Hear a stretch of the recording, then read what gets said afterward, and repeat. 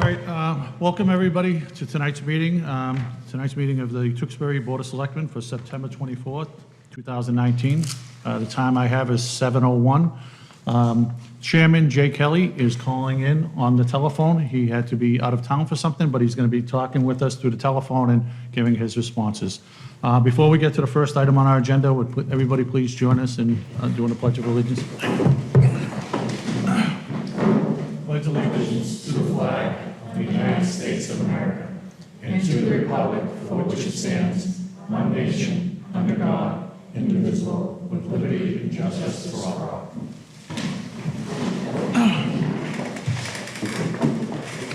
Thank you very much. The first item on our agenda is a liquor license transfer application for Crystal's General Store. God bless you. The applicant has postponed that to our next meeting, so we're going to go to our next, the next thing we have is a 7:05, which will be coming up shortly, but it's going to be on Strong Water Farms, the hold down one-day special liquor license application.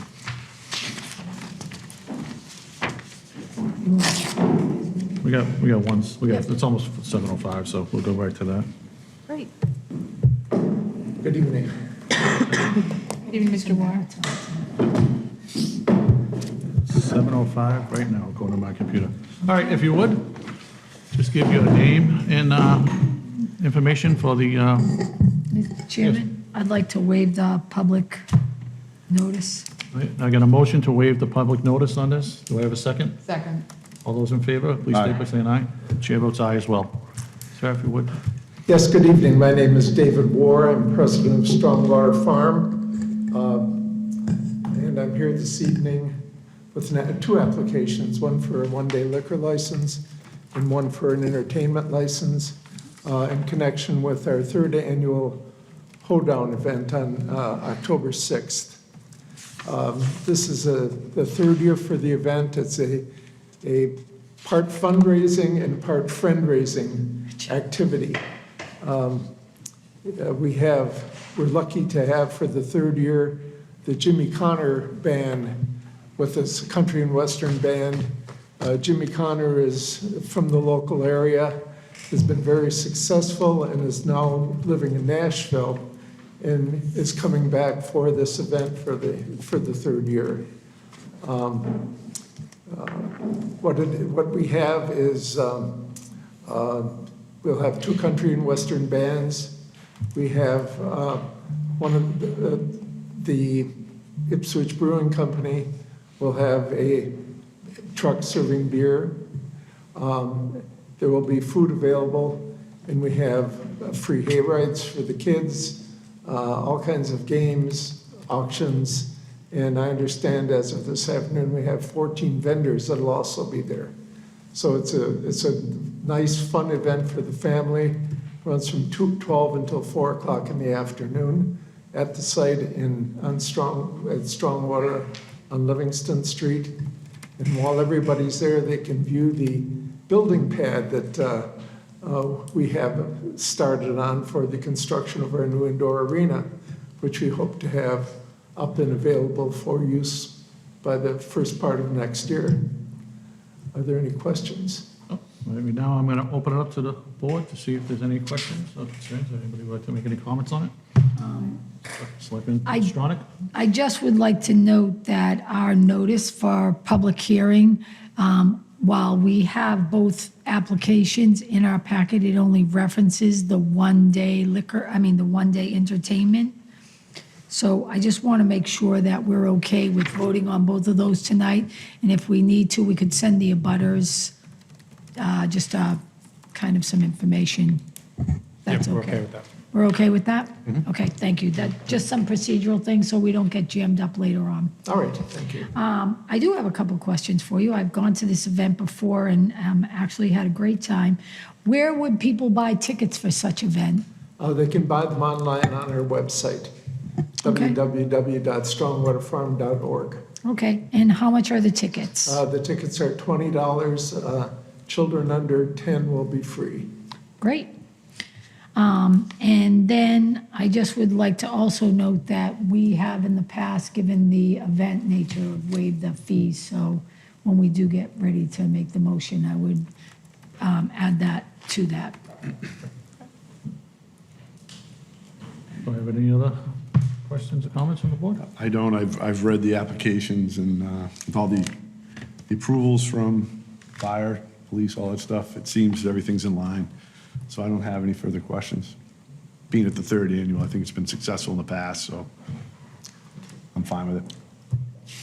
Thank you, Mr. Chairman. No, I thought the application was complete, and I liked all of the tip certified certifications in here. That was great, all of the, from Ipswich Brewing. The application was complete. I think it's a great event. Thank you. Mr. Kelly, do you have anything to add? No further questions here, thank you. Okay. All right. With that, I will ask if there's any residents or anybody that would have any comments or concerns about this. Seeing none, I will then open it up to the board to listen to any motions on it. Mr. Chairman, I make a motion to close the public hearing. I have a motion. Do I have a second? Second. All those in favor, please state by saying aye. Aye. Aye. Aye. Chair votes aye as well. What is the will of the board? Mr. Chairman, I would like to make a motion to approve a one-day entertainment license and a one-day liquor license for October 6, 2019, from 12 p.m. to 5 p.m.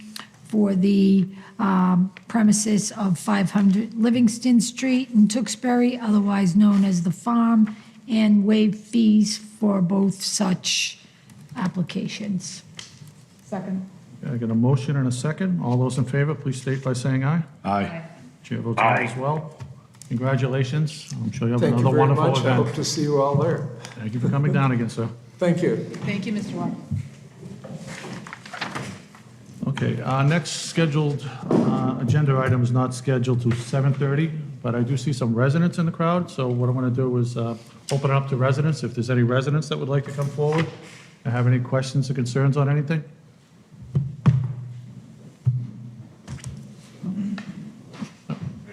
You get right up there, sir. Just give your name and address for the Hi, for the record. Bob Olivolo, 14 Nelson Ave. I've brought this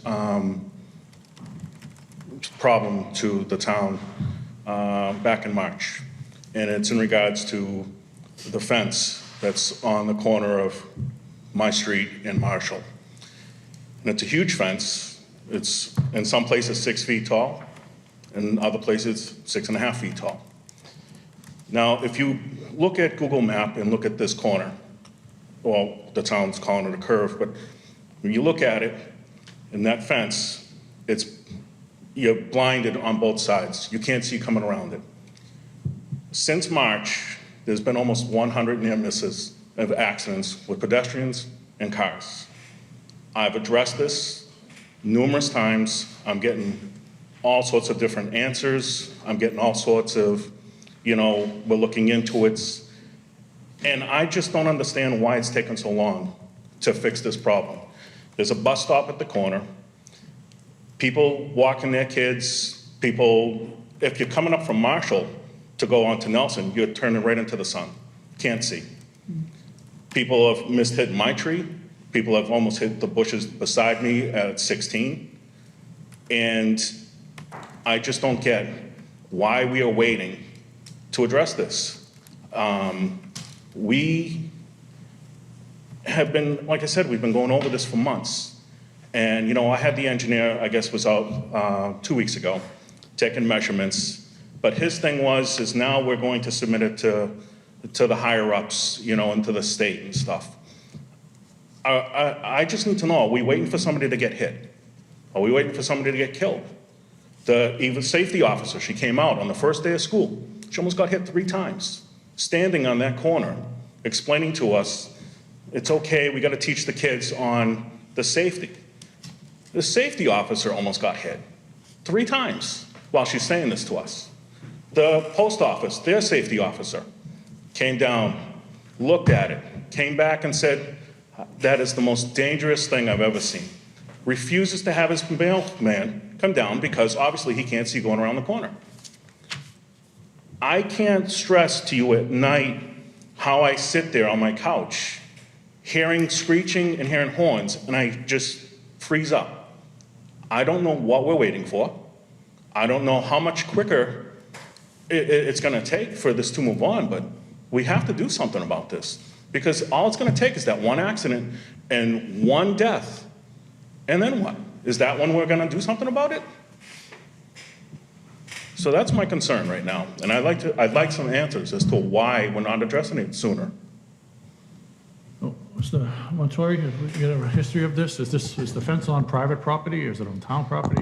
What is the? So this issue has gotten a lot of attention on our end. We have not come up with a solution or solved the issue, as the resident has mentioned.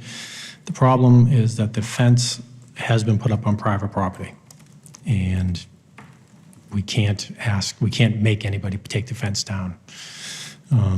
We've looked at, the police department has sent traffic division down. We've had the town engineer look at it. The assistant town manager has worked closely on this issue. We're looking at possibly widening the road a little bit, the shoulder of the road. We're looking at a center line, maybe solving the problem. I spoke to the police chief as late as today, and a lot of it has to do with the way cars travel down that road. They just don't comply with the speed limit and driving safely on that road. We just don't have a solution at this point. It's like a lot of roads in town that are concerning when it comes to safety. We just can't up and put a sidewalk in, although they're looking at the width of the pavement and where the right-of-way is, but we have put some attention. I just don't have an answer tonight. It's the property owner, we've reached out to the property owner, and they have. I believe the building inspector has, and I'm not sure if they've moved the fence once already, but it's still, it's as he described, but it's on private property. That's what I was guessing. And we've had instances in town where fences are up and they've caused similar situations, but they're on town property, and we were able to do something about it. But this one, Are there any other site distance issues that we can do, like on our layout of like trying? I haven't heard of any. There, or, yeah, I haven't heard of any from the police or the DPW. okay. And for the record, there is no signs anywhere on our street to mention anything about that. Yeah. That was one of the things I asked about, is why can't we put up signs? We are going to put up signs. That's definitely going to happen. We have, and I apologize, there is one sign that I'm guessing, according to my neighbor, is like 40 years old, and it says slow, and it's faded, and it has a child sign on it. But these people, a lot on both sides, they fly and they take the curve big. And like I said, at night and during the day, I'm home, I'm out on workman's comp, and it's been like this for the last 3 years. You sit on the couch, you're watching your soaps with your wife and all that stuff, which is, fine. But like I said, when these guys are flying around the corner, you tense up, because it's going to happen. And, there's got to be something sooner than later that we have to do. I think I would make that my number one priority with safety like that, especially with kids involved. I've asked people to come and sit on my property. Any of you guys, anybody, want to come and sit during the course of 7 o'clock to 8 o'clock and just watch what we see. And then come back when the kids get out of school and watch what we see. People don't adhere to no speed limit around there. They fly around. Waze tells them to go up that street, my street. Right, it's a cut through. And it's insane. I've asked maybe possibly having an officer down there, even just for school hours, just sitting over there. Something. But it's gonna be too late one day, because that's all we're doing is we're playing a waiting game. We're playing a waiting game, and it's not gonna go away. It will not go away. So we have talked about signs, and we think that shouldn't be a big problem getting signs. We met today and discussed it again, and spoke to the police chief about increasing enforcement in that area, because no matter what we do, people have to follow the speed limit and the proper driving on that street, and it is a cutthroat. It gets a lot of attention. So we just haven't come up with a solution, but we haven't ignored it. And I know the police chief has spoken to the gentleman, and I know Steve has, so we'll continue to do it. I just don't have a solution tonight. Anybody else have any? What? I think it's, All right, well, for my history, I work for a highway division, so I understand exactly what you're talking about and how we could do these things. Looks like we're trying to make some solutions with this. It's not what you want right away, but when you're dealing with somebody's private property, other than taking somebody's property by eminent domain. Oh, no, I get that. That's not something that, the town's into doing. So we're trying to do what we can. I would ask the town manager to speak with the police chief additionally, to maybe do additional enforcement out there, specifically, like as you brought up, maybe during school time hours, maybe during peak time hours, and try to get some, the last thing I want to do is give people tickets in this town. Right. That's not what we're here for. But you know what, you have to also abide the law, and if somebody gets hit, we're very concerned about it as well. So if we have to do additional enforcement down there, and have police officers down there, until we get a solution, that's what we'll have to do. But we'll keep monitoring it, and we'll try to find out if we can get some answers. If you gave your number to the town manager. Yeah. So long as we have an open dialogue and we're working toward it, we'll just continue to work to it till we get a solution to it. Right. We do take it very seriously. And just one last thing, as I said at the beginning, this has been since March. So it's not like one of these things that just popped up, last week. This has been going on since March that I've been addressing this. So I get you saying it takes time, but it's gonna be October in a week, so that's it. Just wanna let you know, it's been since March. Oh, we understand, but but you also did hear that it's like, there's only so many things that we can do other than enforcement and Right. putting those things out there. It's private property and it's a private fence. It's a difficult thing, we can ask somebody to help with us. Right. I've received numerous complaints and similar things where somebody will have 8-foot bushes, certain things, and, you try to get the residents to be a good neighbor and work with that to try to make the sight distance better. But other than that, the only thing we can do is a realignment of that road. And so that takes time. You have to do a design, you have to come up with those answers. You just don't go out there and say, tomorrow I'm gonna send my DPW, we're gonna tear up that road and redesign it. Mm-hmm. You have to there's drainage there's all kinds of different things that go along with that. Oh, no, So I get it may not be happening the way you want overnight, but I believe the town manager, I believe the town engineer, and I believe everybody is taking it seriously and trying to do the best they can. It's one of those instances where our hands are a little bit tied on some of it because it's not our property, but Right. we're gonna do the best we can to try to do it. So we'll try to get the police out there for additional enforcement, and we'll work to That'd be see if we can nice. do some realignment or something to come up with a suitable answer. So we don't want a danger in our community. I don't want, Right. I got kids. We all have kids. We don't want somebody getting hurt out there. We don't want somebody going across the street in a wheelchair or something like that, and somebody come flying around a corner. I understand your concerns. I'm listening to you. Right. We're not taking it lightly. Oh, no, I'm not suggesting you guys aren't. No. Don't. Yeah. No, think I'm that. just saying, I take these things very, very seriously when we're trying to do something. But unfortunately, sometimes these things take a little bit more time than we want to be able to Right. to fix them. But we'll come up with a solution to get this fixed. All right. Okay? Yep. Thank you. Thank you. for coming forward. Thank you, sir. Do we have any other residents that would like to come forward? 254 Marshall Street, Lawrence, Lavanya. The house, it's 94 Marshall Street. I'm one of the people almost got hit, me and my dog walking down there. I can't even go down there anymore. You say it's his property. There's a telephone pole within that. Is that, is that an abatement in there for that or something like that? Because it's A lot of times when they have a telephone pole out there, it could be an easement out there, or that could be. Well, that's what I'm asking you. Or that could be the edge of limits. I'm guessing if they've already looked at this and they've asked them to move it, I'm guessing our town engineer has already done his due diligence to know that it's on, if it was on town property, I think it would have been handled by now. So I'm guessing that I trust our department heads to know where the sight lines are and what the distances are. So I'm guessing if it's on private property, that they've already taken that into consideration. Well, I've noticed that there was a cease and desist on the fence. And I have also noticed he took it, threw it away, and kept on going the very next day.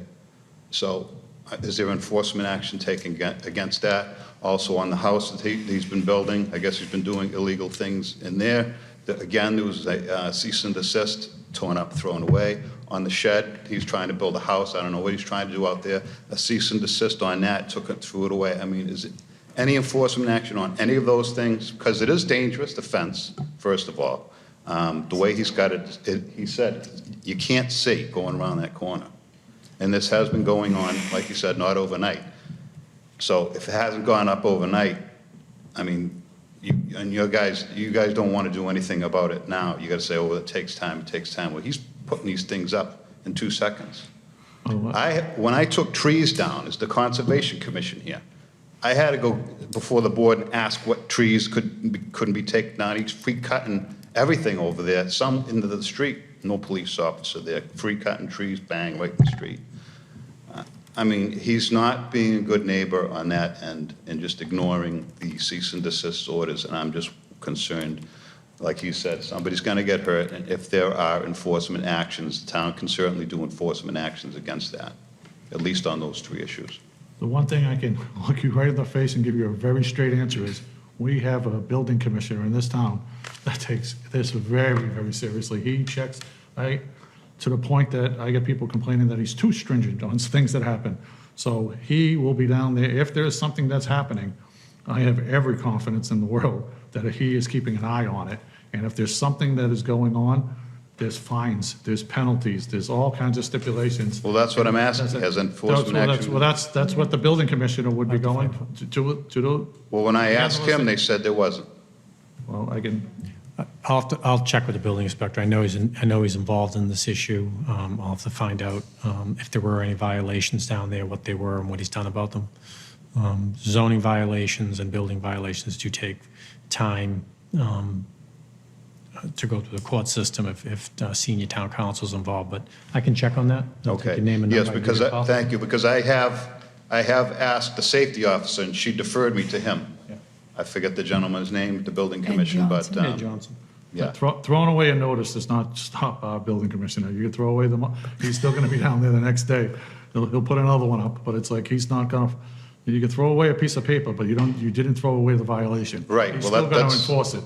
That's what I was wondering, if there was gonna be enforcement action, because something's gotta be done, because like you said, somebody's gonna get killed. It almost happened to me. Didn't even see me, the sun was in his eye, something, and he wasn't going that fast, whoever it was, and I had to call the safety officer, and I was on the side of the road in the grass. So what he's saying is accurate, they come up almost hit the tree sometime. I mean, some people do go fast, but, I mean, Blair House goes, it takes that corner, somebody's gonna get nailed.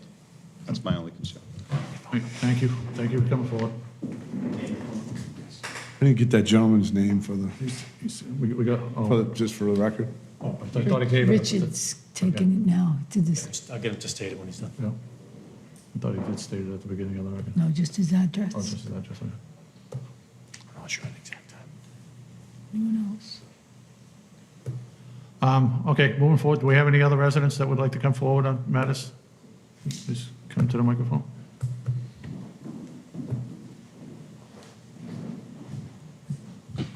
Hello, my name is Stephanie Grimes. I live at 440 Foster Road. And just before I begin what I have to say, I just have a question about that area.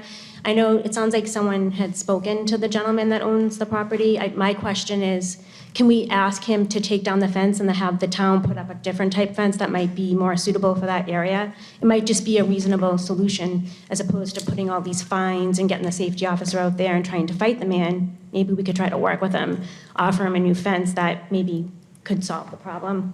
But the reason why I'm here is I live on Foster Road, and where I live has a sidewalk. And Foster Road, probably as some of you know, is now considered a cut-through street to avoid 38 traffic. So where I live, there is a sidewalk, and I'm very grateful for that. But on the other end, where the Chandler Road side is, there's no sidewalks. So literally, a couple weeks ago, 3 girls, middle school age, were walking. Excuse me, can you go to the microphone, Yeah, please? Can I just show you exactly how they were walking down the road? Take the phone with. Oh, take it off Yeah. like I'm a rock star, all right. Let's do this. this is fun. So 3 girls, age 11 and 12, because I recognize them from my daughter's classes, literally were walking down the road like this. I don't even think I can do it. One of them was laughing, thinking it was a joke. The other one was just kind of concentrating, probably like how I look. And the other one was in complete fear, that she probably didn't want to say, oh, I'm afraid I can't do this, embarrass herself in front of her friends. So she continued along. No accidents, nothing, because I went back that way to check on them to make sure that they were okay. It's just not a safe area, and it also accesses Chandler Street, which goes to the library. So a lot of kids are walking down that street. So of course, I posted something on Facebook about it, which I'm sure everyone here loves Facebook and all the posts that people write. That's where everything gets fixed. Yeah, I mean, I did. I wrote something, and I got a lot of comments and a lot of responses. And it's not just Foster Road that there's a problem. And as you know, across town, traffic is a major issue now as we're getting larger. And I love people. Please don't let me, but if we're going to keep bringing these people into the town and adding more buildings, we need to think about the safety of the roads, lack of sidewalks. So a couple suggestions that I thought of were widening the streets, maybe putting in sidewalks. I know when I looked up the price, I think it said something like $2 million or $1 million to build a sidewalk. And I was like, isn't it just like cement and brick and whatever it is? And I was pretty shocked to see the cost of how much it is to build a sidewalk. So I think maybe just doing small things like putting up traffic lights for these intersections, like for an example, Whippo and Shawsheen. Are we all familiar with that intersection? So you have literally at 5 o'clock, picture you're at 5 o'clock, you're at the intersection, and 4 people come to the intersection at the same time. And you have like 3 seconds to make a decision before people are like swearing, using profanity out the window, beeping their horns at you to make a decision. And I know there's a lot of traffic accidents at that intersection, but maybe putting like a traffic light. So some comments were for it, where I posted that, and some were against it. But I think a traffic light in that section would be a good idea. And then the other area, obviously, is South Street and South Street. And the other, oh my God, Salem Road, thank you, where the school is. So that just on Saturday, there was an accident there. And I know you've heard this all before, but I know in 2017, the governor came and allotted some money for us to build and like an intersection there and to kind of build it up, maybe probably this grand thing with beautiful lights and beautiful sidewalks. But if all we can afford is a $250,000 traffic light, why not just put that up in the meantime instead of waiting for the money to build like a $2 million intersection? I don't want to interrupt you, but Yeah. can I ask you a question? Sure, Have you been on our town website at all? I have, yeah. Because everything that you just brought up It's is under plan. design, it's under design or being built. No, I know. I saw the plan for the sidewalks. It was dated 2018. So, I mean, now we're going into almost 2020. And I think it was estimated to be completed for, at least for Foster Road, was 2024 or 2025. I think that's a long time to wait, especially where we're putting in all these new buildings and new homes. The traffic is increasing, and people are going to use these cut-through streets to avoid 38, especially Foster Road. I mean, when we were doing construction on Shawsheen, people were using 38. I mean, to avoid 38, people were using Foster Road. So I actually called the police department, and they were down my house in like 5 minutes with one of those speed limit monitors. And then he waited there, and he actually pulled over 4 motorists within like a half an hour period that like violated the speed limit. And I was, my kids and their friends were out there cheering on the police officer. It was, I mean, but people go down that road at 50 miles an hour, and there's kids on that road, and there's people walking their dogs, and it's just not safe. And I just really want to come here today just to kind of highlight the fact that there is an issue that I'm sure you're all aware of, but I don't think waiting till 2024 or 2025 is an answer. I think that we should try to find ways to try to make the solution quicker than that. And then the only other issue I want to bring up is Pratt Street, just where that little boy got hit back in, it was 2018. He actually got med-flighted, 8-year-old boy. I don't know if you guys know the story. He was med-flighted after getting struck by an SUV going down Pratt Street. He was on his bicycle. He's from Malden, riding his bicycle, visiting his family. my heart was broken when I heard the helicopters, wondering, where is this going, what's happening? And when I found out, I was heartbroken. He was considered critical condition to a Boston hospital. I don't know the results of what happened to him. I don't know how he is today. I'm sure the outcome was poor, being that he was struck by an SUV. He's probably in rehab. That's even if he's still alive. But the one point I want to bring up is if we are becoming a bigger city or bigger town, which I think we're starting to identify maybe as a city, I don't know. I just feel that we should, consider these safety concerns. And if that boy had been on Pratt Street in Malden riding his bike, he probably wouldn't have got struck by a car. He would have been on a sidewalk. So it's just kind of something I wanted to address to you guys. I thank you for your time, and thank you, everyone, for listening. Thank you, thank you. All right, do we have any other residents that would like to come forward? Yep. Please just step, name and address, please. My name is Jeffrey Robinson. I'm a resident at 7 Nelson Ave. I'm going to bring up the fence again. I know that there's been a lot of discussion, and I haven't been superly involved in this process until relatively recently. But I do want to bring up that not only has the post office changed their delivery route, I've noticed changes in people in our neighborhood and how they're acting, and how they behave. I don't drive down Nelson Ave on Marshall Street anymore unless it's nighttime and I can have headlights as a warning that someone else might be coming around that corner, because it is a blind corner. That fence it's more like a wall than a fence. I have other neighbors who have chain link fences. They have fences that have gaps in them, so at least you can see. And this is not that. It's a 6-foot wall, blind. I'm afraid I'm going to hit somebody during the daytime going around that corner. I won't come around that corner anymore at daytime. We've also had an increase in traffic on our streets, people driving more rapidly. I think that's been mentioned. I used to take my kids, now I have a 5-year-old and 2.5-year-old, used to take them for walks in our neighborhood when I got home from work. We don't do that anymore. We used to have neighbors that would see our kids, my oldest in his little cozy coop on the street, and they'd slow down, they'd pull over. That stopped happening. We've got people flying down our roads, taking those corners, and it's not a matter of if someone gets hit, it's a matter of when someone gets hit. And I know we've heard a lot of complaints about this. I'd like to propose a couple of things I don't know that got mentioned or have been thought about, but I, driving home, sometimes go through Chelmsford to get into Tewksbury. On Alpine Street, they had an issue just like this. People using it as a cut through and blowing down the street at 50 miles an hour. And they put in 2 speed humps on that street. That has slowed down traffic considerably. And I don't have people tailgating me on that road anymore when I drive. And I've noticed other people are driving at a more reasonable rate. I don't know if that's something that's possible for us to do on our street. I would love it and welcome it if I started seeing construction of those on either side of that corner or anywhere on our street in our neighborhood, because I think that would be a solution to our problem. I know signage is kind of limited. I don't know how much people want to pay attention to signs or will pay attention anyway, but I'd be welcome if tomorrow morning DPW came by and put some new signs on the street, especially go slow children signs, because we do have little kids in the neighborhood again. And the last thing I would like to suggest is, I know the talk has been about not wanting to give people speeding tickets, and obviously we don't want to be diverting police forces to a cut-through street.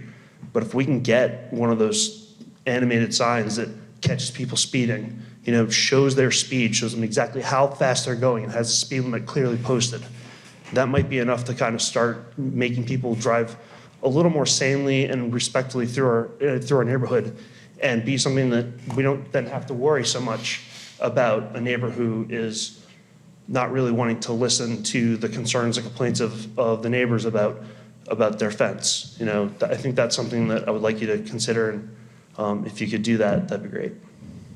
Thank you very much. Thank you. Do we have any other residents that would like to come forward? Well, first off, I would like to state thank you, because many meetings we have here, that we have our Board of Selectmen, that we have our resident section, and I say, would someone like to come forward? And we hear crickets. So this is really, really nice that people are coming forward and letting us know and speaking this. We're listening to all your concerns. We don't take them lightly. Sounds like we have an issue out there, obviously, and we're working to address it. We'll look at every avenue to deal with that site distance issue that we have out there, and we'll take it very seriously and find certain ways of what we can. Some of your suggestions we may be able to do, some of them we're limited to by what we can do on a road where we may have to get approval through state if we change certain things. If we do something that changes the speed limit, we have to go and do a speed study, we have to do different things of what goes on without getting their permission if we were to put something out there. It depends on where, if it's heavily traveled, you know, what it's actually zoned for. Unless if there was like a senior housing there, or if there was a school or a playground, that may justify that we could maybe try to lower some of the speeds. But other than that, we have to do a speed study to try to get the approval from the state to do so. So it's not something like we wouldn't love to go and make those changes. We just don't have the total authority on some of them to do it without doing some research as well. On the sidewalks issue, you know, we've been working with this. There's a number of projects.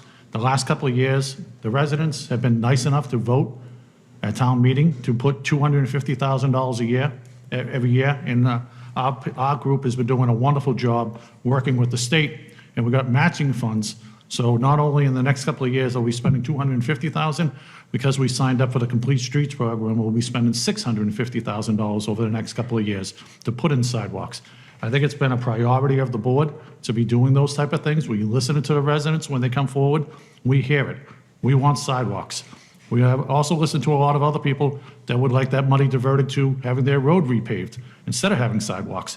So it's a fine line of what we do, how we spend the money, but really it comes down to when we go to town meeting, what the residents give us as a budget and how we can spend it. We would love to put sidewalks on every single road that we can possibly do, but we have a limited budget, and you get to make that decision. You get to come to town meeting. You get to have your voice heard, and you can tell us how much you want put forward to adding additional sidewalks or safety improvements and those type of things. So that's why we need people to show up to these meetings. So I really thank you for showing up and being heard, because that's what we need in the community. I don't know if any of the other selectmen would like to say anything? Yeah, again, I'd like to echo Mr. Kratman's comments regarding having residents here. This is a party, and you should all come. We have a great time, and your voices are always welcome at our meetings. As to the sidewalk issue, I live on Shawshene Street. I have accidents happen in front of my house often because I live in an intersection, and my daughter and my son and I have walked those streets all the time, so I totally get it on the sidewalk issues. And this board, that previous to my election and also with going forward, is working very hard to fund sidewalks. But there are many streets in town that need sidewalks. They've needed them for 20 years, and they are making progress in the community. So I completely hear it. I don't disagree with anything that you have to say. I would like to ask the chairman, who is on our bylaw committee, if there's an opportunity to look at fence bylaws and on a go-forward basis and have that conversation in that committee for the future for maybe an approval process or something for fences that are on thoroughfares. I don't think we have a bylaw that attends to that at this time, but where there would be a process where, you know, public safety would come out and look at that, and the building inspector. So I don't know what the bylaw says right now. I haven't looked at it, but if you could take that back to you. We have a meeting coming up in the next week or so, so I will definitely bring that back to the committee. Anybody else have any comments?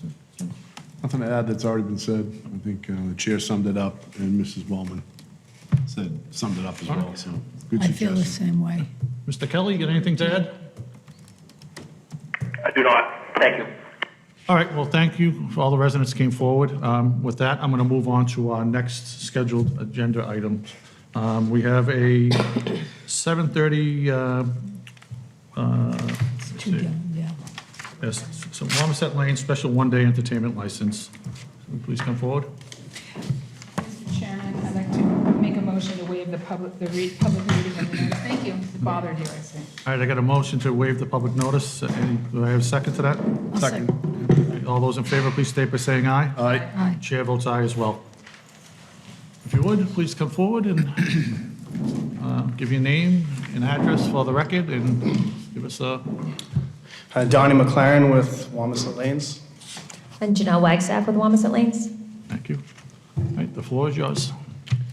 So we are here to propose our second annual pumpkin drop. With additional information with the event, I'd like to just add on with the board, but before I start, I would just like to thank Mr. Montori for assisting me with being very responsive as I moved forward through this stuff. I took some time to try to understand what this event meant on that side of the table and what I needed to do in order to make sure that this is a safe event. We all understand the pumpkin drop with the details of last year, and I know that we made, both Janelle and I, we made some efforts moving forward with other events that have held the same type of event to make sure that it is the safest. So I'd like to just kind of go over some of those details to separate perception of the event to the facts of the event and what we plan on doing moving forward to make this a safer event, and then eventually removing it from our property and proposing to bring it down to the 2020 Harvest Festival event. So we anticipate having a festival, face painting, candy giveaways for the children, bunch of different games, candy crawl, bunch of outdoor bowling, and trying to drop a pumpkin. This time, not on the ground, this time not close to our neighbor's fence. There was concerns that if we were to do this, that it would not be close to our neighbor's fence. I had went over, communicated with the neighbors, asked them for their concerns. They said it's too close to the fence, so my new proposed location is 100 feet away from the fence with the crane in between the fence and our property. The other item that was of concern was there's an easement that runs from their property across over to ours. I've identified the location, and this does not disrupt that easement. So the two concerns that my neighbors over at the greenery did state to me, I think did a pretty good job identifying those concerns. And we moved forward with proposing this event back in August to try to get to the event dates, and we wanted to make sure that this is as successful as it possibly can be. So we did promote the event. However, we did promote the event on our Facebook page and our events pages in anticipation that this could be approved or denied. So we had that on our documentation as people were to go to the website to find out more information about it. So we do have some different things that we were going to do. We've reached out to the town manager and the chairman and the events committee up in Goffstown, New Hampshire. They have done this event for over 10 years. They do it in a 12-foot pool. We want to do it in a bigger pool. We'll do it in a 14-foot pool. We'll reduce the drop height. We'll reduce the size of the pumpkin. We'll increase the barriers that we have around our location. They do about 50 to 60. We have marked out about up to 66 feet of clearance and protection. And you know, part of the issue from last year's pumpkin drop is that we were delayed 21 days and the pumpkin was partially frozen. This, dropping it into the pool, has proven to be safer as an event, and also takes away the concern of it being frozen or not frozen by dropping into the water. So with these different types of safety measures we try to put in place. This is the things that we want to make sure that we can work forward through the right channels for next year by moving this event to the Harvest Festival. Because this is an important event for us. It represents over 50% of the funds that we raise for our scholarship foundation. And we would like to see this thing not die, but to continue and grow larger and larger over the years. And this is something that we want to sponsor and bring to the town next year as well. I think that's it. October 26th, 11. 11 to 2. Pumpkin drops at With 2. that, I'm going to open it up to see if there's any residents or abutters that have any comments or concerns before I give it to the board. Steph, can you please come come forward and speak at the microphone? Name and address, please.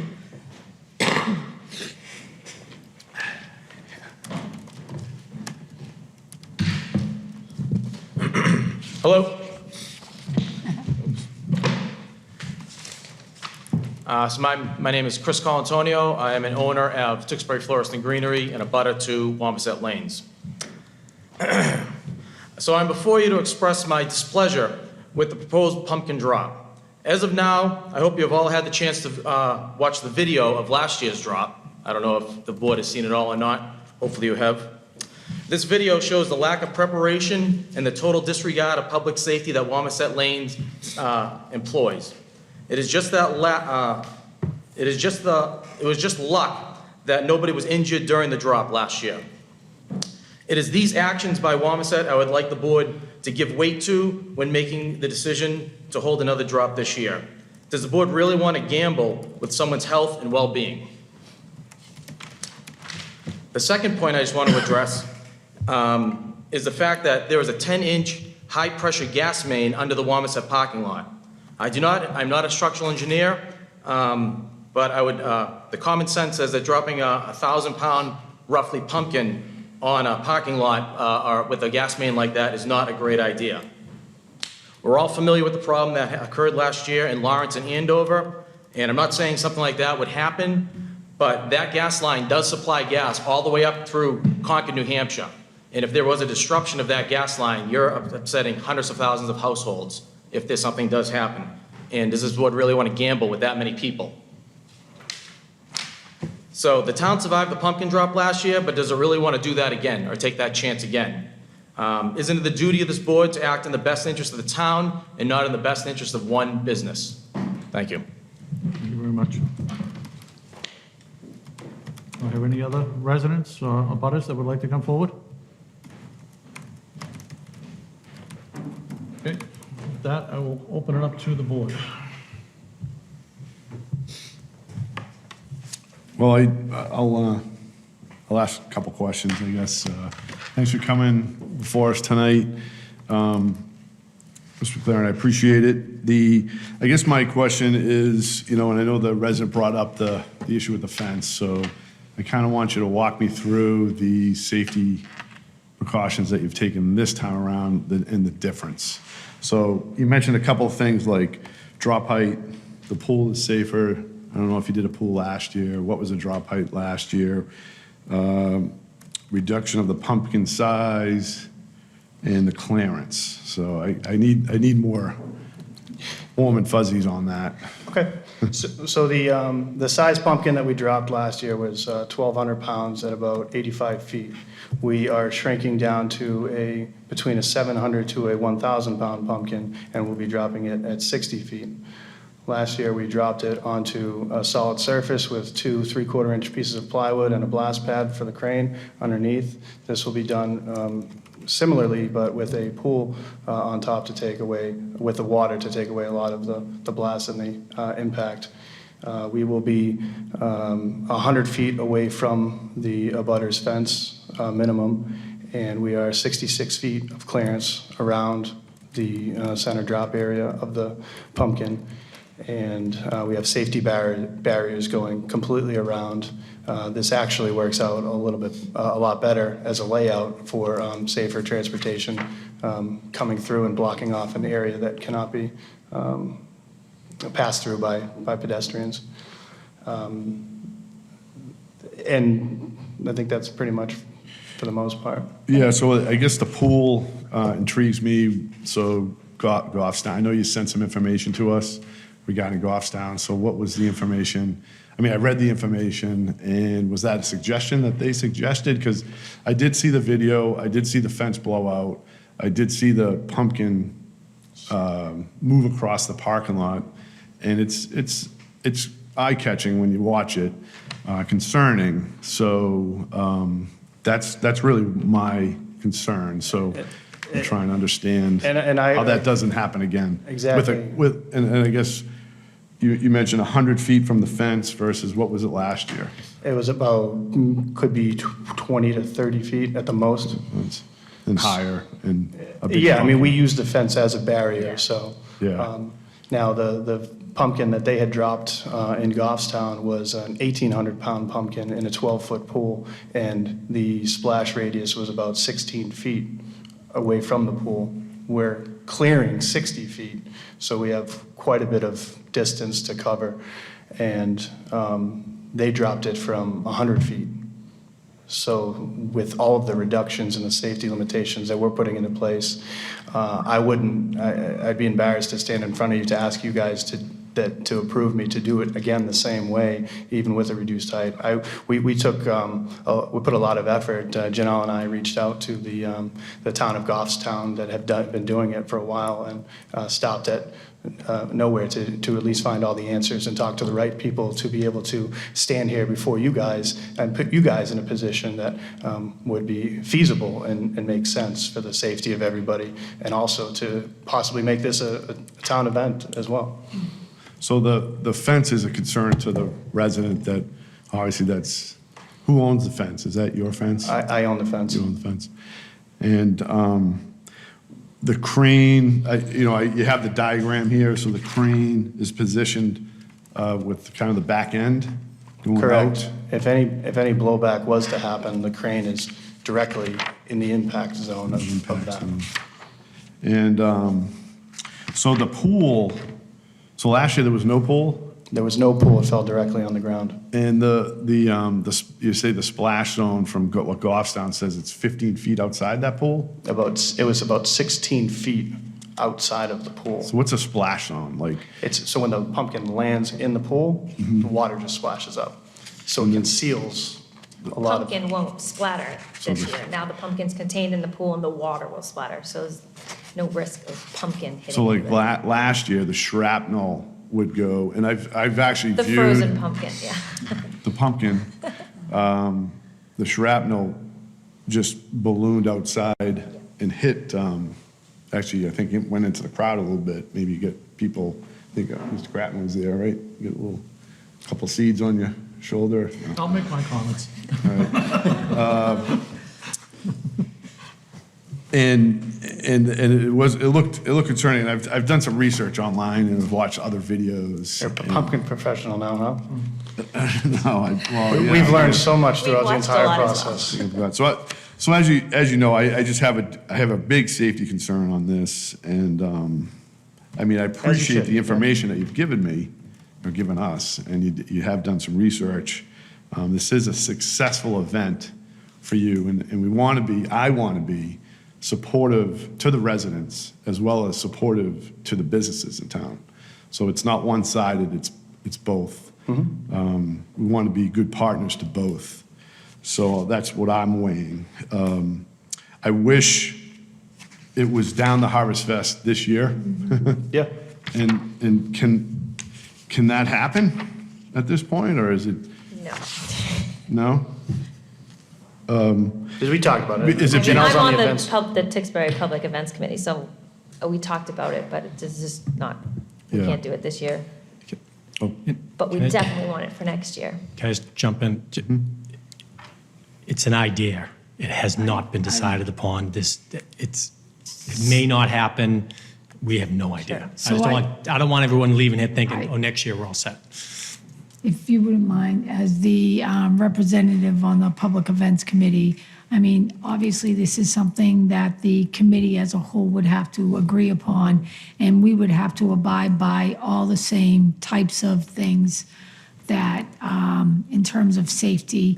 The other issue for me that would be a concern is where would the pumpkin drop go? We have some concerns when we use the field, that we're leaving the field in the condition that we arrived in, so much so that this year we actually moved most of the event off of the football field area. So it is something that the events committee could consider, but it is not going to be an absolute at this point. So, and I think that's what Janelle was referring to too. Right, absolutely. okay, thank you. I was trying to just ask some more questions, if that's all okay, Mr. Chair. So the time frame is what for the pumpkin drop or for the party? event starts at 11. We're going to have vendors there. We're going to have food and games for the kids. There's going to be trick-or-treating at the different vendor tables. We're going to have arts and crafts set up. But the pumpkin itself won't drop until 2. That'll be the end of the event. It ends with that, and then everybody will leave after that. Do you feel the pumpkin drop is the, I guess I'm answering, it's probably a stupid question to ask, but is that the huge draw? Yes. You would need the pumpkin drop in order to do all the called great the things. Pumpkin Drop But all Festival. if you just said a Halloween fest and you had all the great things that you're already having, you don't think you'd get that crowd? Do I think we'll get the same crowd? No. I think we'll get a crowd, but I mean, when you hear a pumpkin drop, that's what's going to bring somebody to come to an event like this. Yeah. Yeah, I mean, it's an exciting event. It's exciting to see that you're investing in the town, you're bringing people outside of Tewksbury in. You've become a landmark in Tewksbury, and I appreciate that from a business standpoint. Again, my decision is on the safety. I do appreciate some of the things that you discussed. It does put me at ease a little bit better on some of the things that happened last year. So with that said, I think I'll just hold my comments. I don't have any other comments or questions. I'm just going to pass it along to, back to you, Mr. Chair. Okay. Mr. Norick? I have just a couple of questions. In Goffstown, where is the actual pumpkin drop? In a field. So I've been to the Goffstown pumpkin drop because my family lives there. And it is in a very, very wide open field, similar to what you're describing in terms of the football stadium.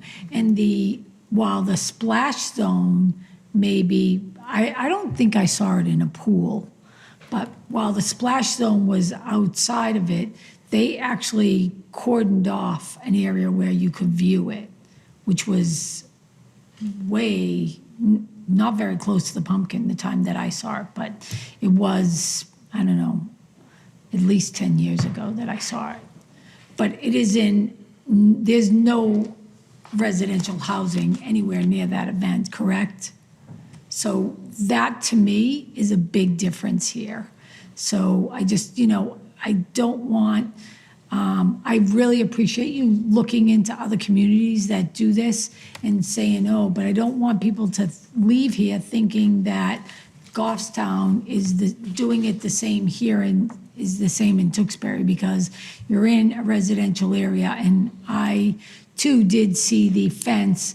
And I do remember having some concerns last year about the safety of the pumpkin drop, and I don't want to, I'm hearing a lot of the same things like, oh, we've thought about this, and we're not going to have a problem. And similar to what was said earlier about the traffic study and that fence, for me, it always comes down to not if, but when. Because I do a lot of crisis management in my job, and that's what I'm always thinking. I'm not preparing for the if, I'm preparing for the when. So what have you done to kind of think about, what if this does go bad? Like, what is your crisis management plan in the event that something catastrophic does happen for this event? So to answer your question regarding the setup, yes, that was maybe 10 years ago. They used to drop it on the field. They wanted to bring people closer to the event, and as describing it now, with moving it into a pool, it creates lesser of a spread, so you can bring people closer, less of a risk, less cleanup. It contains everything, and it's overall just a safer event for us. As far as the safety measures were taken into consideration, it's more along the lines of bringing down that drop area down to the ground and expanding the size of the pool that we have. Now, like I said, they dropped an 1,800-pound pumpkin from 100 feet. we're going down to I'll go to a 700-pound pumpkin if we need to, but we're also dropping it from almost half the distance, and we're expanding the size of the pool. We can increase the amount of water, we can decrease the amount of water. How deep is the pool, just out of curiosity? It's, so Goffstown uses a 12-foot pool, we are going to use a 14-foot pool. Wide, it's 4 feet deep, I think. Okay, 4 feet deep. I mean, every entertainment event that you go to, whether it be a game, whether it's fireworks, there's always a risk. There's always that risk, like you're talking about, that something catastrophic could happen. But by taking all the precautions, which is what we're trying to do, to eliminate that, or at least bring the percentage down as low as possible, we're doing everything we possibly could to make it the safest event you could possibly have, but still provide the entertainment, which we ultimately want to do, being an entertainment facility. I totally get that, and I realize that you're in the entertainment business. I get that. I'm sit up here, and my job is the residents' business, and the business is business. And for me, the biggest difference is we have a very rural site as opposed to a residential site. And I'm just not comfortable. I was uncomfortable last year. I'm more uncomfortable this year. And it's not because you haven't taken the precautions, it's because of the way the event precipitated last year. And I am worried that we don't have a good plan, and that it's tight quarters down there to do this, and you're pushing all those people out. And I would imagine that you're going to draw a bigger crowd every, an event like this, every year, your crowd gets bigger. So that's also a concern of mine. So I'm just sharing that with you, that to me, the difference between Goffstown and this is the rural setting. And, I don't think that Route 38 is the best place for a town to have a pumpkin drop. And we understand that, which is why we were going to try to propose it next year to move it. This would just be to keep it going so that it can bring the people in. People are still hearing about it, so that next year, all the people that went to this and enjoyed it can then know that, oh, it's still going to go on. It's just on at Wampus Lanes. They're putting it at the Harvest Festival of Tewksbury. We just want it to continue, but the only way to do that is to continue it this year. So, I hear that. yeah. Ms. Miller? Thank you. Thank you for coming in. Lots of questions. I went to the event last year. I did not stay for the pumpkin drop because I had another event, but I did see the video. And I reviewed it, and I reviewed all of your documentation, and I have a couple of questions for you. When I saw the video that you sent about Goffstown dropping in the pool, I was like, oh, no, that's interesting, because the energy of the pool, or rather the volume of the water dissipates the energy from the drop, right? So we're talking some physics, and I like science.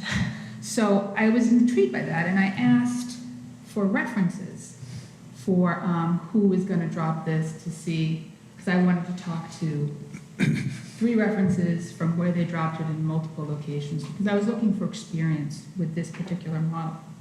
And so from what I understand, it's the same gentleman is involved from last year, who is, specialty is in growing pumpkins. But my understanding was last year was the first drop he ever did, and he hasn't done one since. Is that correct? No. The references that you gave me told me that. So, I don't know, what else has he dropped?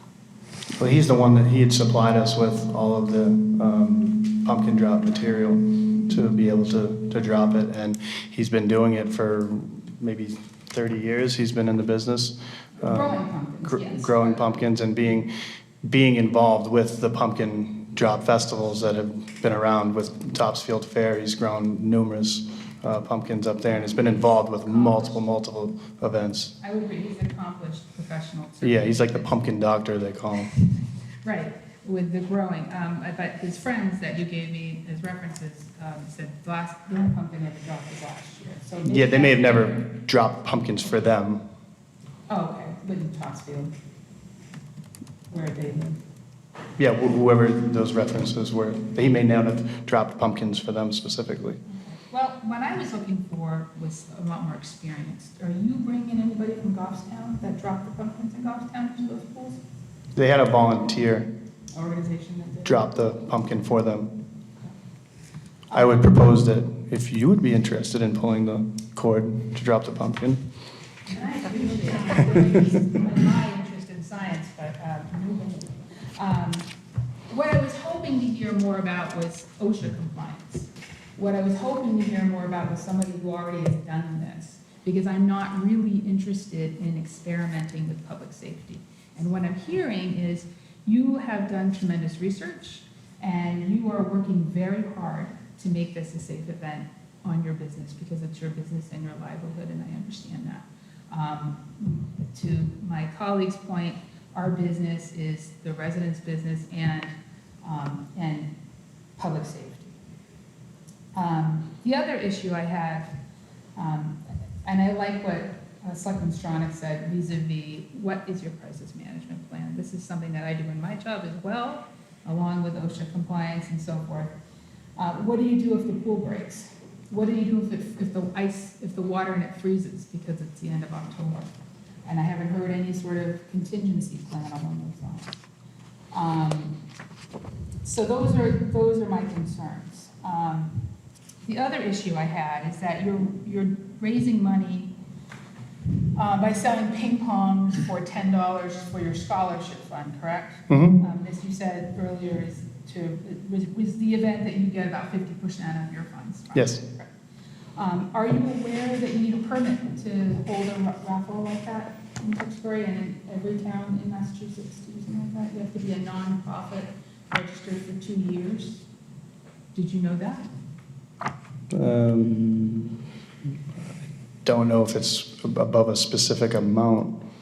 There are additional rules if the ticket is more than $10, but you have to be a registered nonprofit for 2 years in order to get a raffle. So that's my concern, because I know you don't have a raffle permit, because I called the town clerk this morning to ask. And so, and then I checked with the Attorney General's office to see if your scholarship foundation was registered as a nonprofit, and I don't know what it is, but I couldn't find anything that was associated, but again, it could have been under a name that I'm not familiar with. So we cut the checks directly out of Wamasett, so we don't have the scholarship fund specifically going into that account. We send the checks directly. I think we raised about, we sent out maybe 6 $1,000 checks last year, cut. Yeah, it's generous that you're doing this for the kids in the community. I think scholarships are fantastic. And we did this because the money that we raise, if we take a percentage of our sales that day from all of our food and beverage and we just donate it, we're actually just taking it in as revenue, and we're not incurring any costs or taking those costs away. We're just directly, whatever money we raise was directly going towards it. We're not writing it off from any of the other, the crane operator or paying for any of the other stuff. So we didn't feel that the need to have the organization set up, because we're not that big with it. And I was instructed by my accountant that until we start raising $15,000, $20,000, that it wouldn't be worth setting up the entity that way. So we've just been doing it through our operations. I think that's a tremendous service to the community to provide a scholarship for folks, but the plan that you have is a raffle. It's a game of chance, and that comes under these certain laws in Massachusetts, and that's a concern because part of our job is making sure that all of those laws are followed. So thank you very much for coming in. I appreciate it, and I look forward to seeing something like this at Harvest Fest. Thank you. Before I turn it over to the chairman, I had a couple of questions myself, so I don't want to. Now, the whole purpose of the pumpkin drop, were the ping pongs inside the pumpkin? Correct. But dropping it into a pool, the pumpkin's not going to break. Correct. So how do the ping pongs get out? The ping pong balls will float to the top, and we'll just randomly grab one. Okay, so, but is there a hole in the pumpkin or something? 'Cause Yep, we cut like a 10-inch hole inside it with a Sawzall and just drop it. You're not expecting the pumpkin to burst at all, but No. just the pumpkin's just gonna come and fall out. I was there last year, and I think I made a couple of comments that if we were doing that again, this isn't happening, because that was very poor planning of how they did it, how it happened.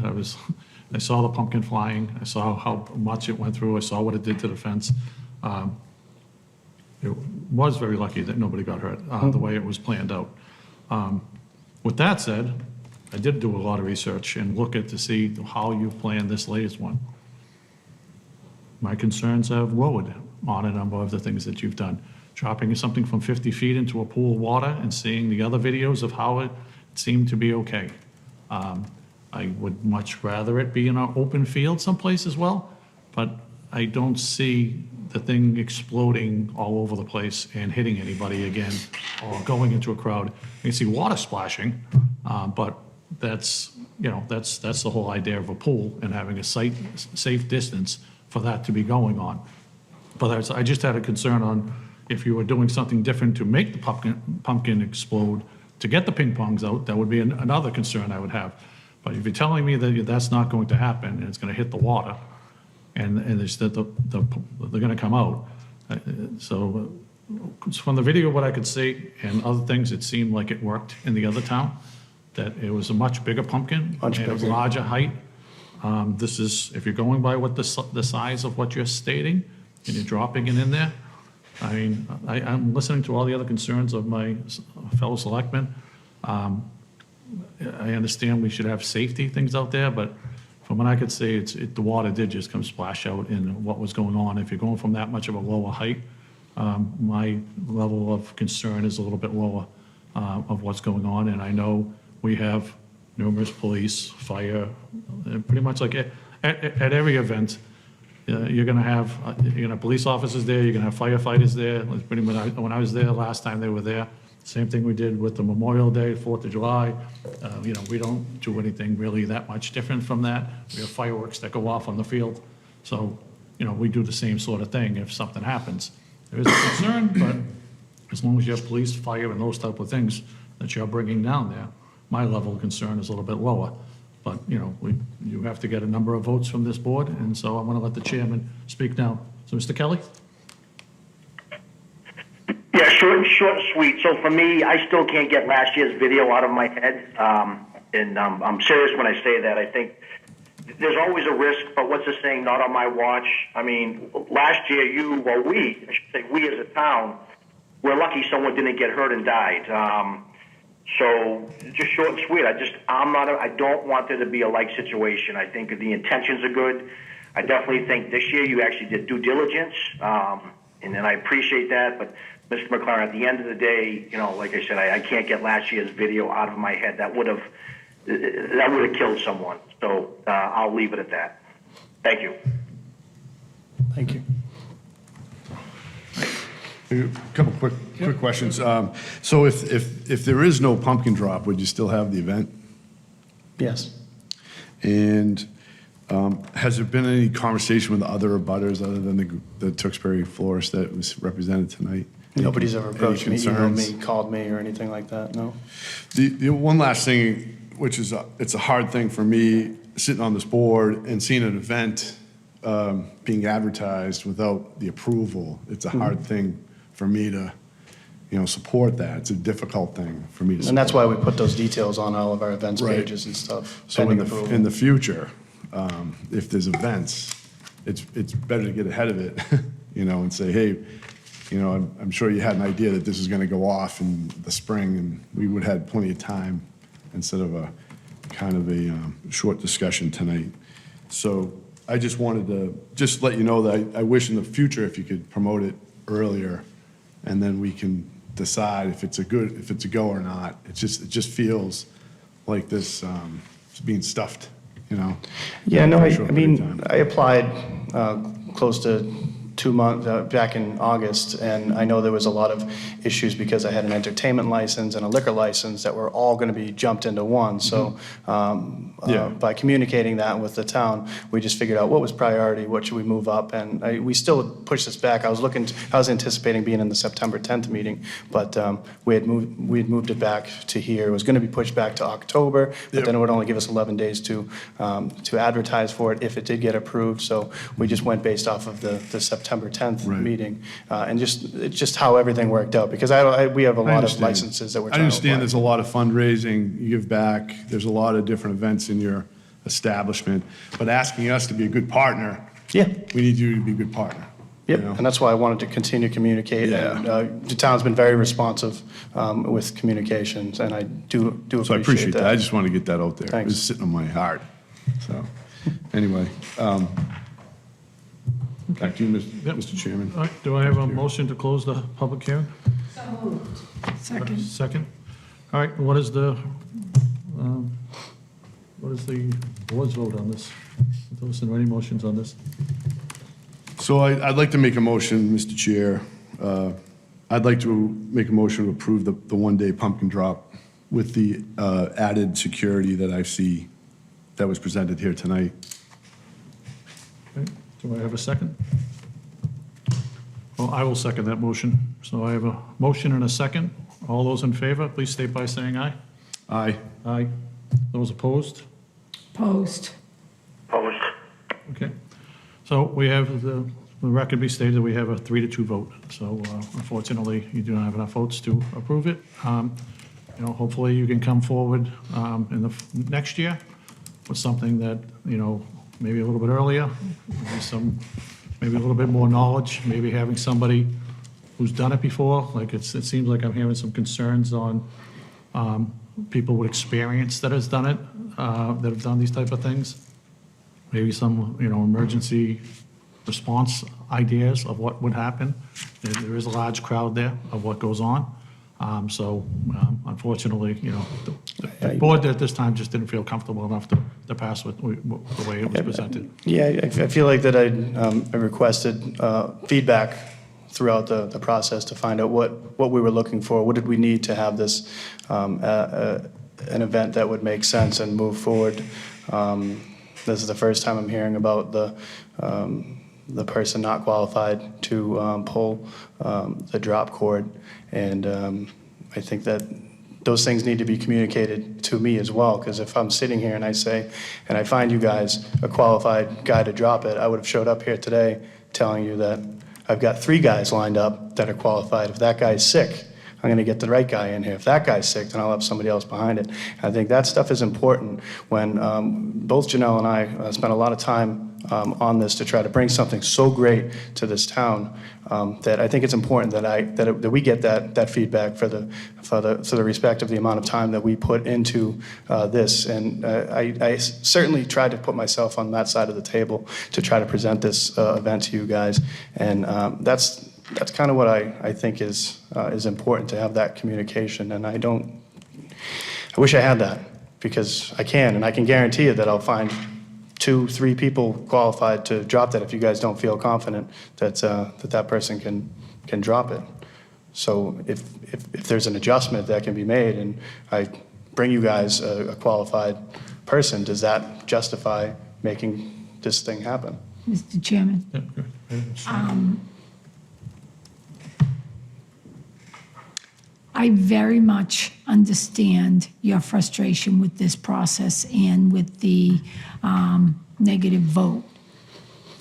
What I will say is last year when you came before us with the pumpkin drop, I personally expressed my concerns with having an event like this in such a tight quarter. And I also appreciate the fact that you're willing to go on with the event for the community, and I think that people will come to that event. Given the safety concerns that were put forward last year, I think every member of this board in some way or another expressed their concerns of what those safety concerns were and how that impacted the abutters of that place. This is your opportunity to show us whether or not there's a plan in terms of a crisis plan and things like that that we're asking for now. I think that we have informed you through the town manager about some of our concerns. We have also, on numerous occasions, have asked you specifically to make sure that we are given an appropriate timeline. I'm thinking that in a business like yours, when you're planning an event like this, you didn't get a hold of your pumpkin guy in August to say, hey, can we do this? You probably got in touch with him 6 months, maybe 7 months prior to the event. You could come before us then so that maybe the process could be longer, so that we do have it. The other thing is, when I was looking at your application, that I get my packets on Friday night, we did not even have some of the documents that weren't turned in terms of the checkoff lists and things like that. So, I think that we, as a board, have been more than generous in trying to keep that open partnership going, and to have a negative vote and then say that we're not communicating what the safety needs are in terms of our residents and the other businesses in the town and the public safety of this, I think it's rather unfair. So I need to just say that. I understand your frustration, but I need to say that I am frustrated as well. I do believe that I met all the requirements. I had handed in the checklists. We got the checklist I today. handed in the abutters list, and that was the direction that I was given to make sure that we had it for this meeting. It's hard to sit back and take the fact that the pumpkin drop won't happen. And I'll stand here for you right now. I'm just going to cancel the event. It's unfortunate. It's frustrating for me, the amount of time and effort that I got to put in with the meetings and the ongoing meetings and the postponements and the probation periods and everything that we got a lot of stuff going on. And I do appreciate everybody's time, and you guys are in a position. And I thought that we brought something forward to you guys to put you guys in a better position to make those decisions. Again, I understand the position, the decision that you guys had made, but is there a continuation? Do we come to the October meeting and pursue further? If I have a qualified person, or if I have an emergency response system set up, I don't know what more you would like for me to do besides having the fire department on board and having the police department on board. But those are my comments, but I will be canceling the event, unfortunately. What would be an appropriate time to bring an event like that to you? What would you like? So moving forward, if we have events, we don't do this again. 6 months? I think that this conversation might be better taken up with the town manager at a different time. Okay. I understand the frustration. This is a very difficult vote, but for me, it has to do with the location of the event. That's what I would like to say. Okay. I Thank can you. only speak for myself. Anne Marie, you summed it up. So, Mark, I know you're acting chair, but I'm going to jump in. So, the vote was taken, and Donnie, listen, we've worked with you for years, and it's always been favorable. Again, this one, we made a vote, we explained, and we don't want to go back and forth. So, the vote is had, and then let's regroup. We have a lot of things coming up with your business, so let's stay positive. We're going to work together, work with the town manager, and we'll try to get in front of these things sooner rather than later. And I just like to, and that's it, Mark. I think we should wrap it up. Thanks, guys. Thank you very much. Thank you.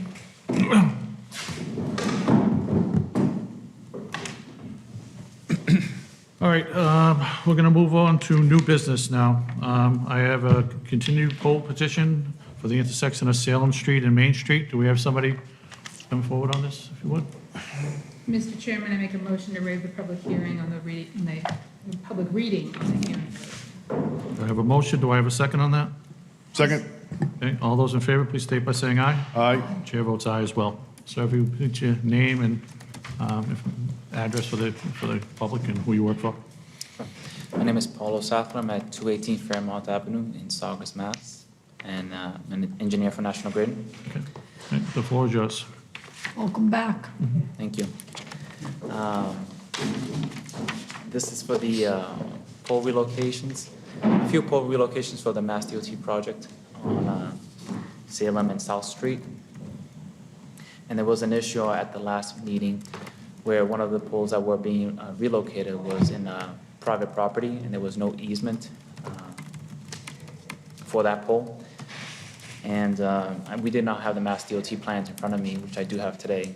And then I reviewed this plan with the town engineer, with Mark sorry, I apologize, Kevin Hardiman. And reviewing the plans, actually, our plans that we submitted to the town was incorrect. And per the designer's words, his intent was to say that the pole was going to be 5.5 feet from the new edge of road.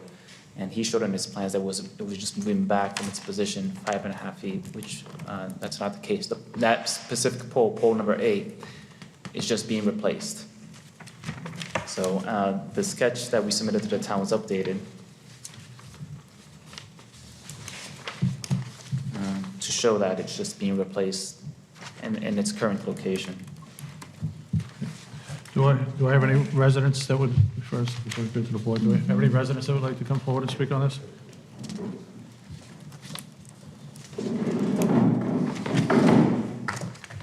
I'm Jack Shaheen, 2 Laurie Drive. The pole number P8 was the one that's by my property, and I had expressed concern. I just want to make a quick comment tonight to thank Mr. Montori, the town manager, and the town engineer for getting back to me very quickly after the last meeting, once this was resolved, that there is no movement of the pole into my yard. And also for National Grid, before the meeting this evening, he explained to me that they're going to be replacing the pole, but in place. So that's what's actually going to be happening. So this got resolved. They got my concerns addressed very quickly, and it's very much appreciated. Thank you for the time. Well, thank you Both for at the coming last down. meeting and tonight. Thank you. Yep. All right, at this time I'll open up to the board if you have any questions. I just want to have one question. So usually when you guys all come in front of us and you say replace, you're going to take the old pole down and put a new pole up. Yeah, in its same spot, same location, correct. So you're Pole actually, for- pole for we got one, one pole coming down, guys. I'm happy about that. Thank you. Just wanted to be clear. Do I have any other questions, concerns? No further questions, Mr. Chair. All right, can I take a motion to close the public hearing? Second. All those in favor, please state by saying aye. Aye. Aye. Chair votes aye as well. What is the pleasure of the board? Mr. Chairman, I would like to make a motion that we approve petition for National Grid number 2436869 on Salem Street. Second. I got a motion and a second. All those in favor, please state by saying aye. Aye. Chair votes aye as well. And can we just also note for the record that this is part of the DOT project? Thank you. All right, the next thing, we have a continued poll petition for the intersection of Charm Road and Shawshene Street. Mr. Chairman, make a motion to waive the public reading of the meeting notice. I got a motion. Do I have a second? Second. Okay, all those in favor, please state by saying aye. Aye. Chair votes aye as well. All right, sir, the floor is yours once again. So I had asked actually the clerk, our clerk, to withdraw this petition, but I met with the owners at 314, 318 Shawshene last week, the week of the last meeting and last week. And the owner of 314, Gene, who actually requested to remove the tree and the guy wire, is going to give us an easement to relocate the pole on his property. Well, not the pole, but put a new pole and anchor on his property so that he can do his, remove the trees for his safety, which is his concern. And we also met with the owners at 318, which is Stephen and Elaine, and they were comfortable with that as well.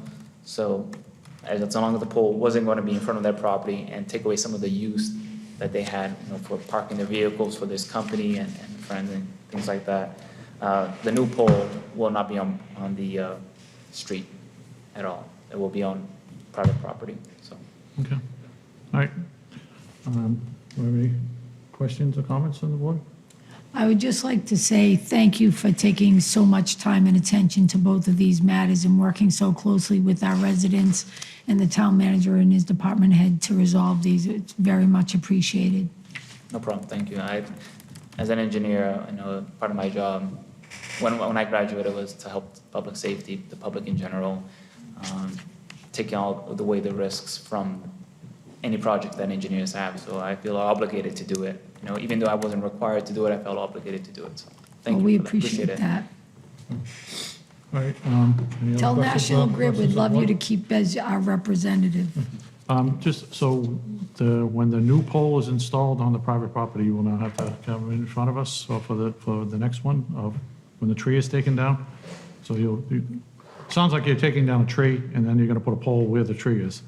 So will there be a new plan coming in, or will this be something because you're doing it on private property?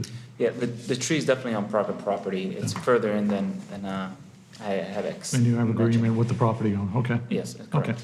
All right, so do I have a motion to close the public hearing? Second?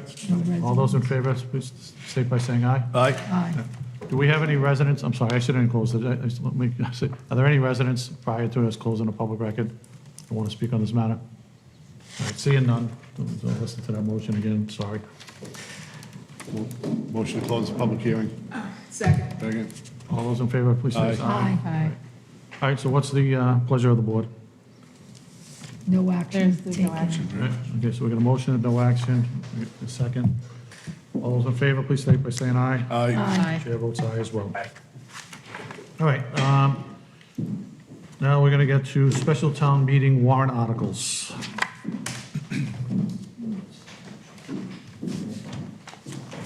Sorry.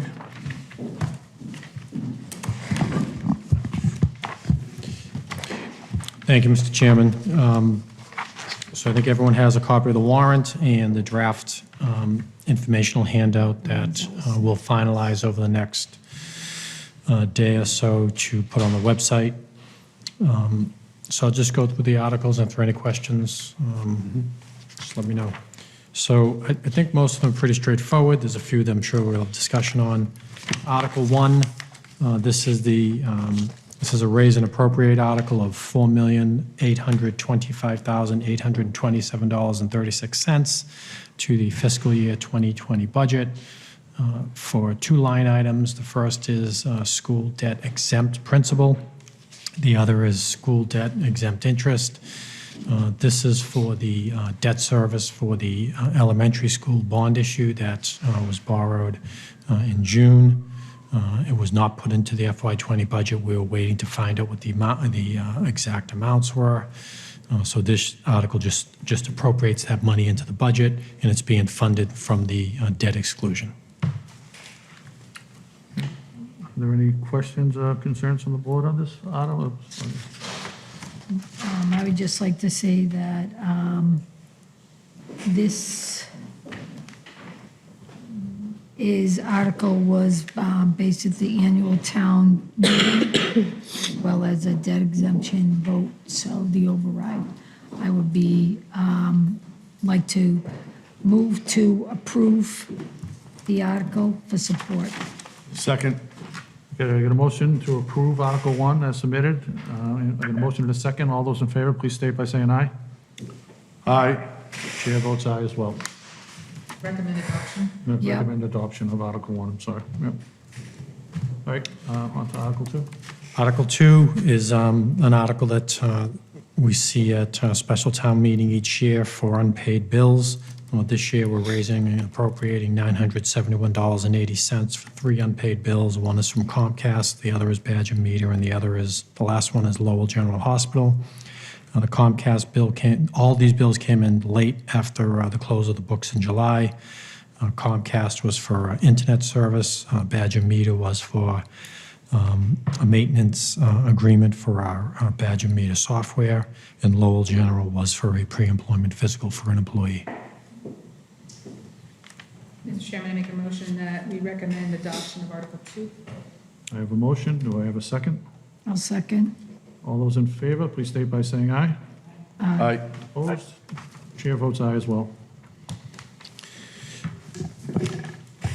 Article 3 is for a general fund free cash transfer in the sum of $150,000 to be set aside for town compensated absence liability, which are essentially accrued vacation buyback or sick leave buyback that are entitled to employees in the town. We had a police officer retire, as well as a firefighter retiring later this year that we want to set funds aside for. We also want to build upon a fund that we had approved last year to prepare for some other retirements that will be coming up over the next couple of years. Make a recommendation to adopt as presented. Second. Okay, I got a motion and a second. All those in favor, please state by saying aye. Aye. Aye. Votes aye as well.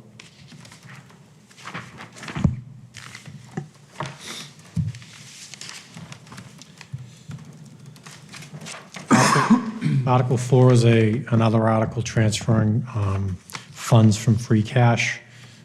This time, it's $241,106 for one-time expenditures for town departments.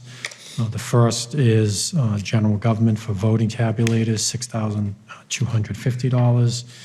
The funds will be used to purchase a new voting tabulator to be used for central tabulation center for primarily for early voting, and also as a spare in case we need one during our elections. The next item is $100,000 for the Pinnacle Street culvert.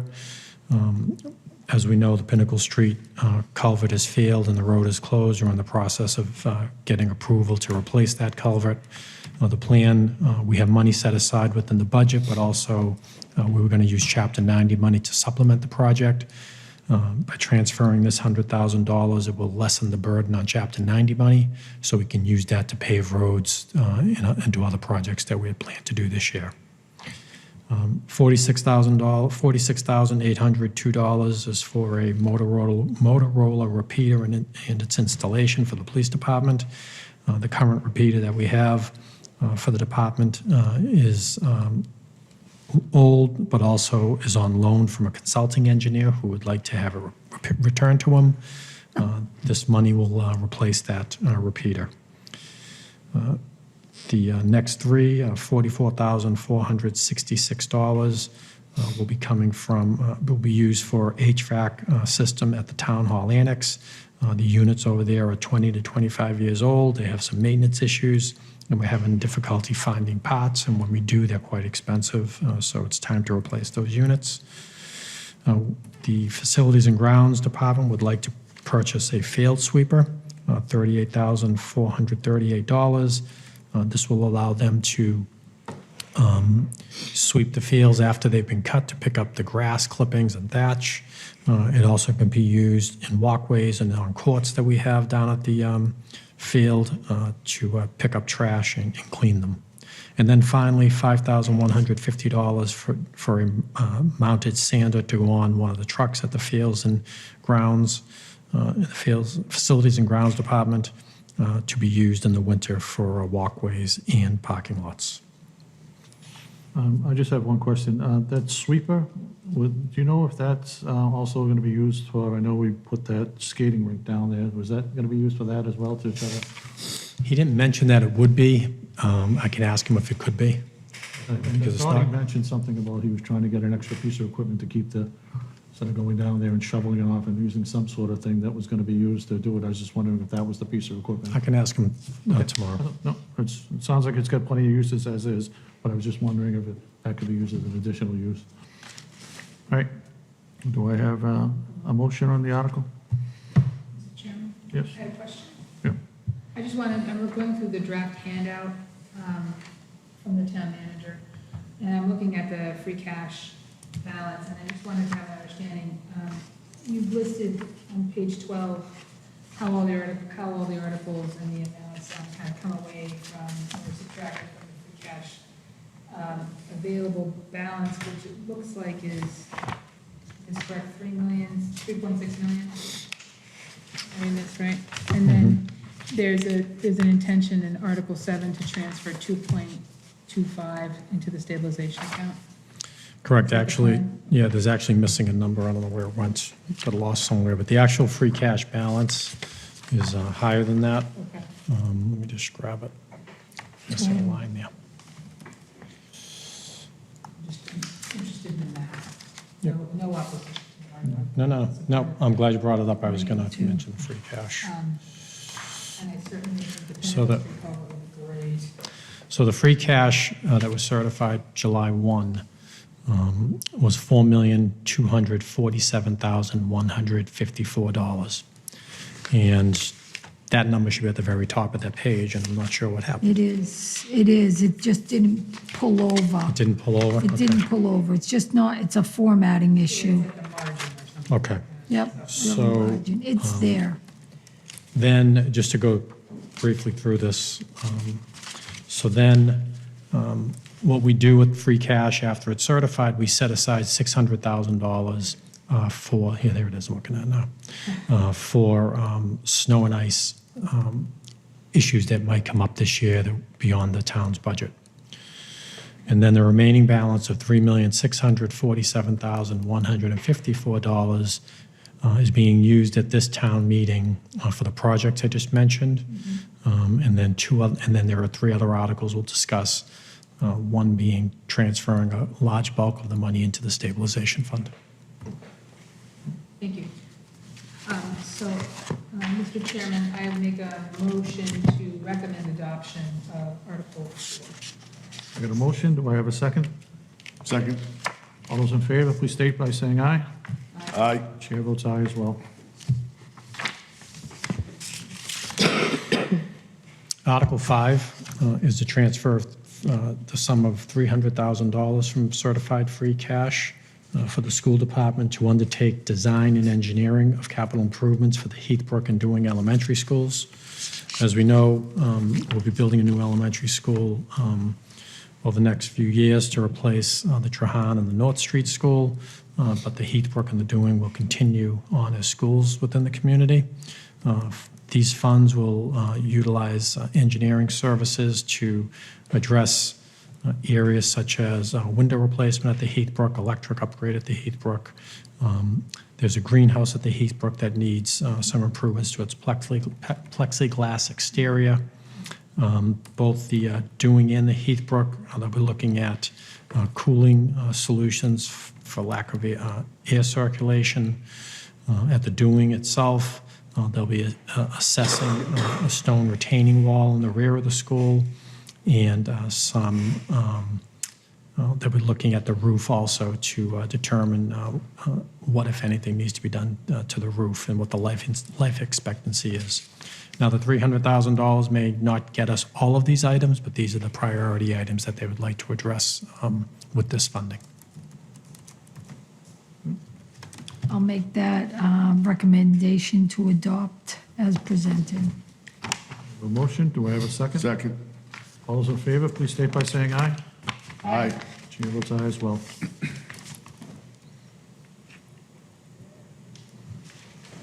Article 6 is an article that has a series of requests of town meeting. Ultimately, it asks the town to expend $2.2 million for the design, engineering, and project management of a new DPW and school maintenance facility, of which we're asking the town to raise and appropriate $800,000 from revenue of the current year, as well as transfer $700,000 from free cash. Also transfer $350,000 from sewer enterprise fund retained earnings and $350,000 from water enterprise retained earnings. As you know, we came in front of the board back in July with the DPW to discuss some of the priorities of the DPW, and the top priority and one of the that was discussed that night by the DPW director was renovations to the existing DPW facility. After we discussed it with the board that night, it was clear that the renovations really didn't make sense. So we went back and we started looking at what our options were to build a new facility. We went out and looked at other town facilities, and the one that struck DPW the most was what Andover has recently built, which is a pre-engineered building for their DPW. We contacted the engineering firm for that building. We got some prices on what the cost for engineering and project management would be to bring it up to schematic design for bidding, and what the potential cost of the building would be. So as we looked at this further, we talked about not just making it a DPW facility, but also including the school's maintenance department in the building, because they're going to lose their facility when the new elementary school is built. So we're really addressing two issues at once with this project. The $2.2 million will get us up through bidding.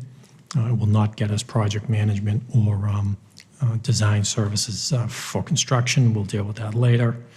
We're anticipating a construction project to be somewhere around $25.1 million to build this project. The goal and the hope is to fund that entire project within the current tax levy. It's not my intention at the moment to go for a debt exclusion override. I don't want to rule anything out, but the goal is to fund everything within the current budget that we have when we come forward with this in May.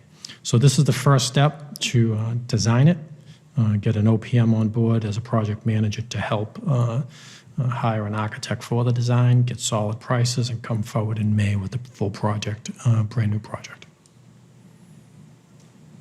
Mr. Chairman? Yes.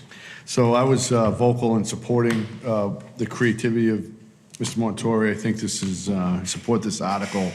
I think it's something very important for our town, where a lot of the other buildings have been getting attention, and the DPW seems to continue to slap Band-Aids on a deteriorating situation. So I'm in favor of this. I do appreciate the creativity. I think Mr. Montori takes a lot of pride and takes a lot of time into doing that. I like the DPW and the school maintenance facility, two birds with one stone. That's a great thought process, and I'm glad it's mentioned in here. And I appreciate the effort to try to do it within the existing tax revenue without the debt exclusion, but understand that's a monumental task to undertake as a town. But it's good to see this brought before us, that the town will have the ability to vote on this on the special town meeting. My only question to you, Mr. Town Manager, is the retained earnings on the sewer and the water.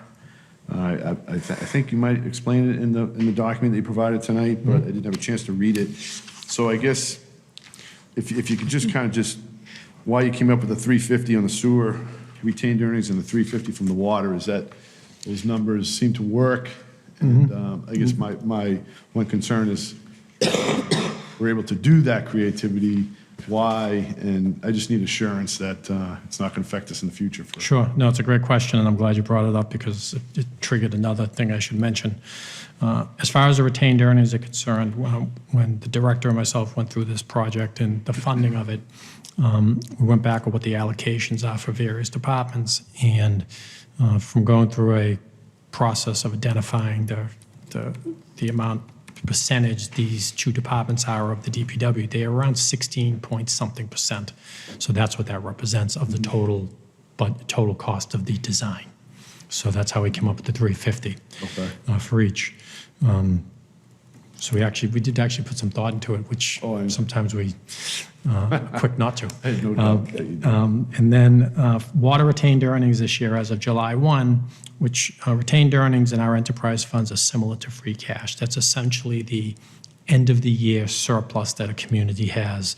Free cash is our general fund surplus. It's generated from revenues being higher than what we project, and it's also from budgets that are closed out at the end of the year and some other formulas that Department of Revenue uses. So the general fund free cash, as I mentioned earlier, the surplus, the amount certified was $4.2 million. For water enterprise fund retained earnings at the end of the year, when we looked at how much revenue came in above projection, what budgets were closed out, it was $1,495,574. So we're using $350 of that towards this project.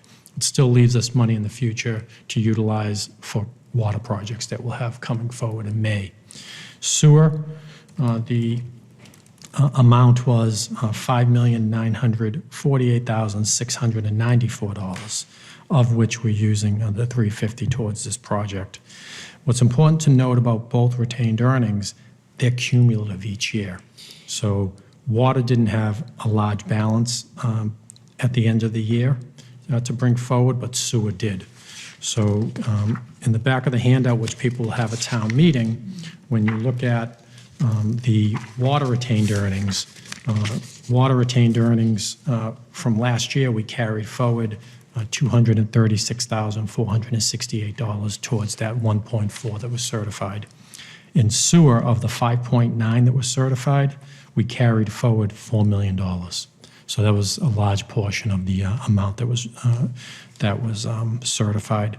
And that $4 million has been cumulative over a few years. Now, again, it's a large dollar amount, but it's important to note that one of the things we're doing with retained earnings over the next 7 years is we're going to be using a little over $4 million to help stabilize rates because of our debt the debt that we carry in sewer is quite large. The plan that we started this past year, implemented in FY20, we shifted $740,000 from the tax levy back to the sewer enterprise fund. That was approximately a $50 decrease in taxes to residents on average.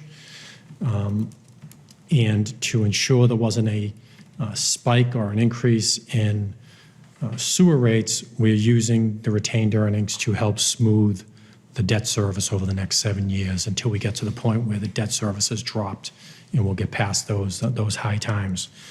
So again, although there is a high balance in retained earnings, there is a plan to spend it over the next 7 years to stabilize rates. And then we need to keep some as a precaution because we have maintenance of the system. And I don't mean to go much, but I just want to explain just one more thing. Sewer Stabilization Fund has $3.8 million in it. Water Stabilization Fund has $1.8 million in it. We'll probably utilize those funds in May to help reduce that $25 million cost of the facility that I mentioned earlier, because we want to borrow the least amount as we can. But the stabilization fund for both those accounts will be able to help that. But sticking on the sewer, we have 47 pump stations in town, so we want to make sure we... Love that. I have to say it every time we talk about it. I don't think there's anybody that has as many as us, so we're number one.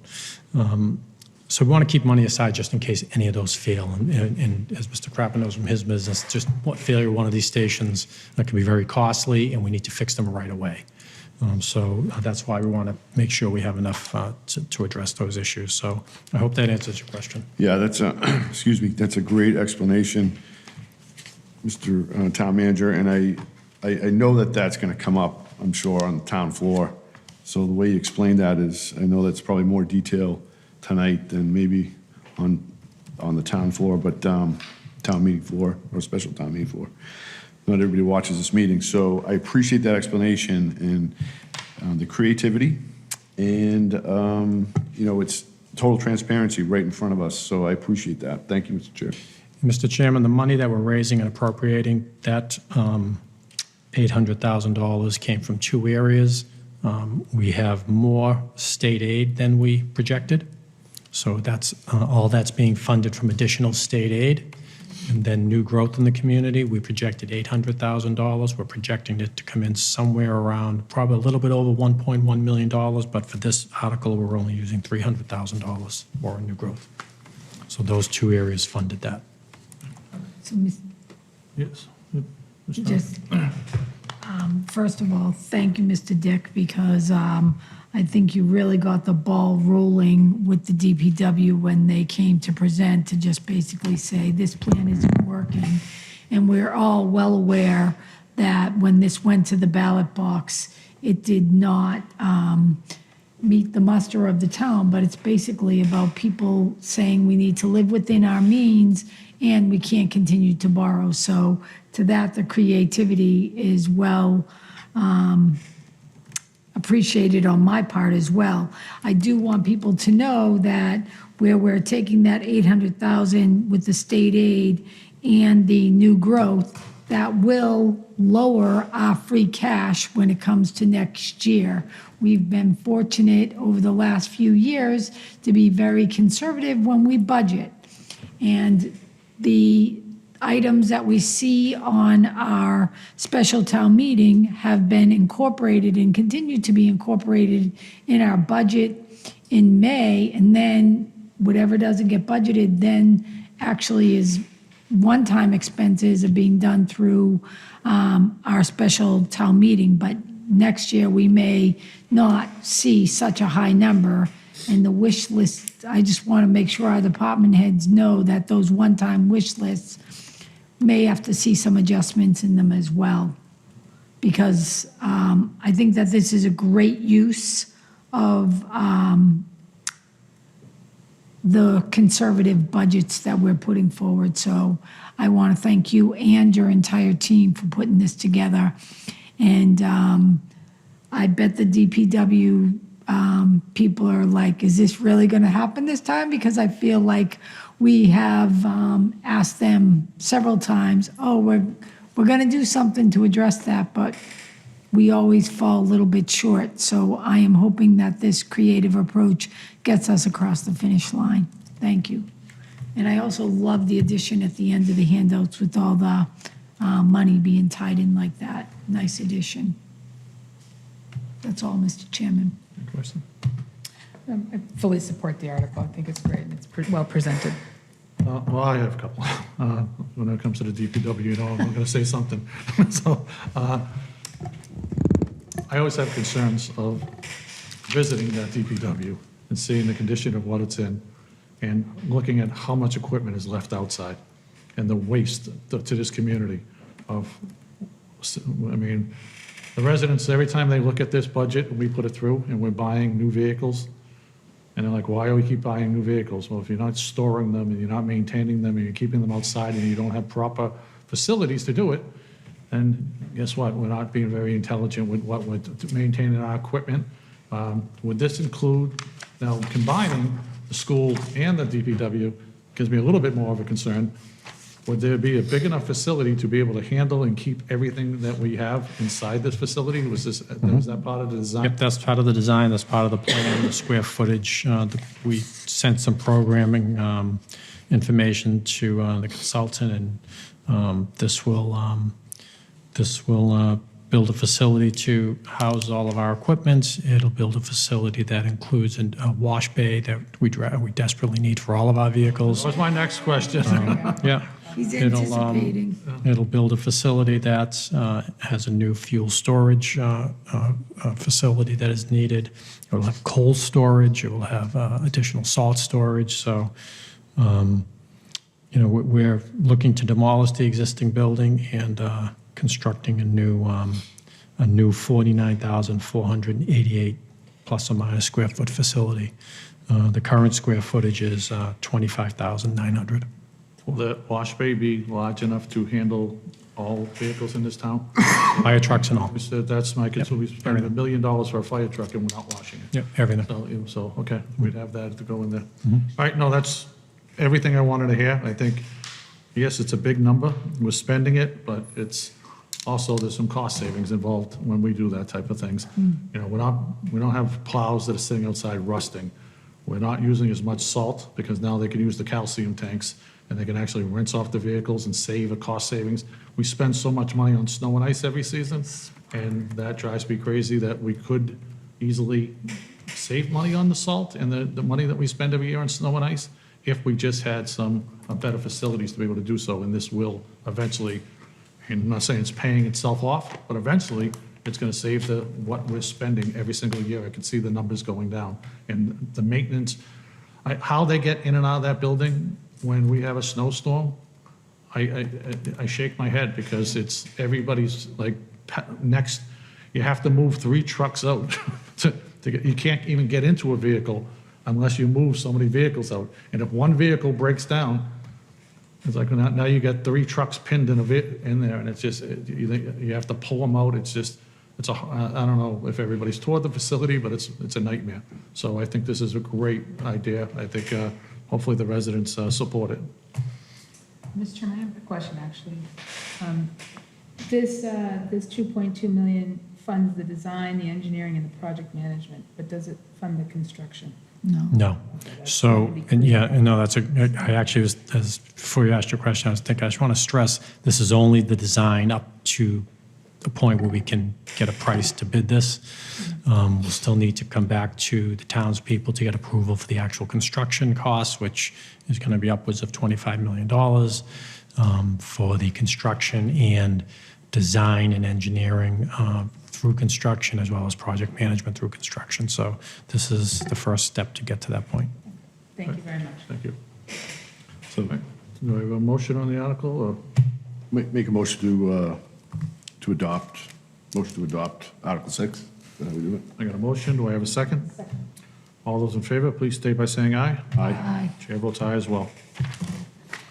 Did we lose Jay? Article 7 is transfer of the... Mr. Kelly, are you still with us? No, he's not. He just texted and said he's not. He had to jump off the call. The Article 7 is an article to transfer the balance of free cash into the stabilization fund. That balance is $2,256,048. Currently, the stabilization fund has a balance of $3,595,600. By adding this amount, it brings us to $5,851,708. And this will be a good balance, setting us up for future town meetings where we may use the fund, or most likely use the fund to help defray the cost of the DPW facility, but also between the Heathbrook and Dewing elementary schools, you're going to need funding for those. The fire station, we just still have a lot of work to do in our facilities, and this won't do all of it, but it sets us up for the future. Mr. Chair, I'd like to make a motion to adopt Article 7. I appreciate putting money away for emergencies, and it's like managing home finances. I believe this is a very smart move for our town. I'll second. All right, now we have a motion and a second. All those in favor, please state by saying aye. Aye. Aye. Chair votes aye as well. I just want to add, it's also important to have a higher balance in the stabilization fund because it speaks to our bond rating. And overall, that's what we want. Good point. Good point. Having these reserves. Good point. Yep. Thank you. Article 8 is an article seeking the authorization to borrow $2.5 million for the design, engineering, and construction and furnishing of a new center fire station.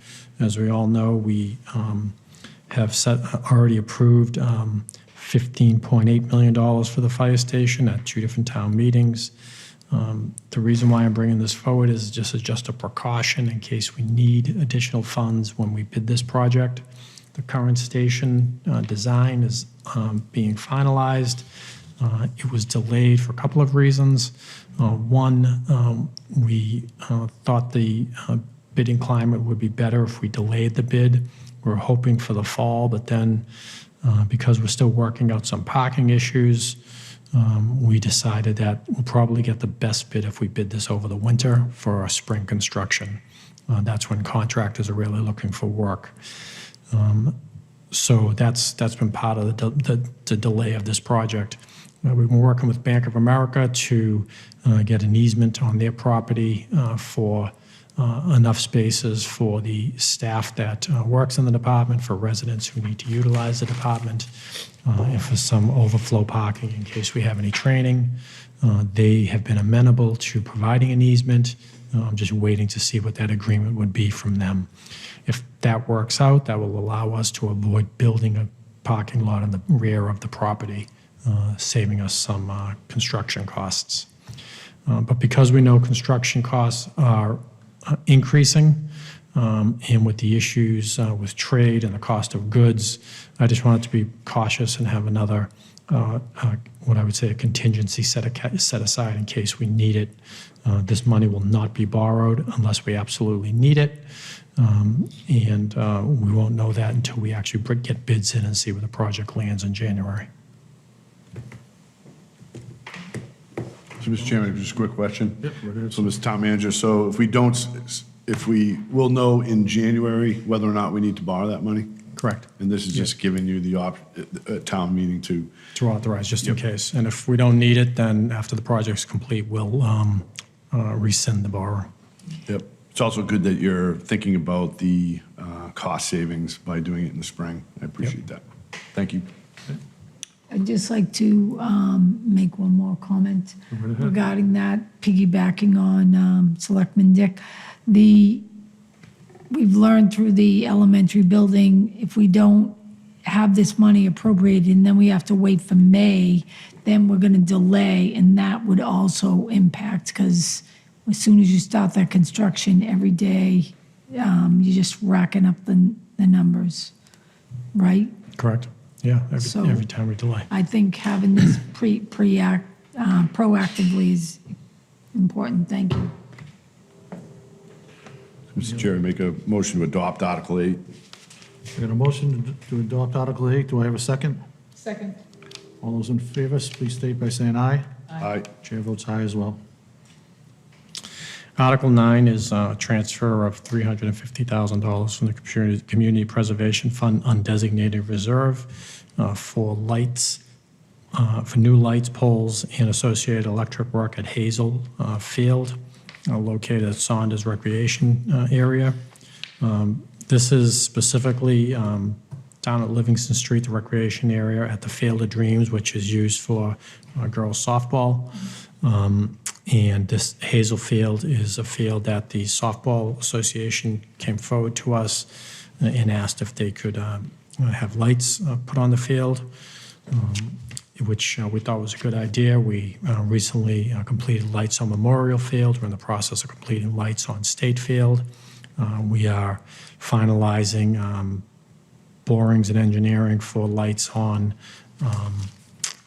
at the Little League Field on Chandler Street, so this is a good next project for our fields, and good use of the community preservation funds for recreation. All right, do we have any comments or concerns on the article? No, I'll listen to any motion on it. Mr. Chairman, I make a motion to recommend adoption of Article 9. I have a motion, do I have a second? I have a second for discussion. I'm assuming that the Community Preservation Act supported this article.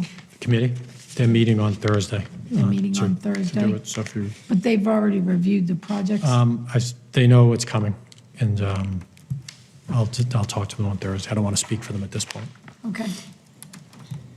So I got a motion and a second. So all those in favor, please state by saying aye. Aye. Chair votes aye as well. Article 10, this is an article to create a stormwater management operations enterprise fund to be effective July 1, 2020 for our stormwater management operations. This is an issue that's been discussed previous occasions with the Board of Selectmen. It's always brought up during budget discussions or goals and objectives discussions with the director. Essentially, this article allows the town to set up an enterprise fund specific for stormwater management operations and maintenance. The town is required to comply with a federal EPA municipal separate stormwater sewer permit that became effective July 1, 2018. The cost of complying with that permit on an annual basis is on average a little over $900,000. The cost of our annual capital improvements to our stormwater system brings our average cost over the next 5 years for stormwater to be $1.5 million. And we need a funding source for that work. Currently, we do have funding within the budget for stormwater, but within the budget, over the next 5 years, we're going to average about $376,000, which is a far cry from what we need to comply with the permit to undertake stormwater improvements. Aside from the permit itself, that we need to comply with on an annual basis.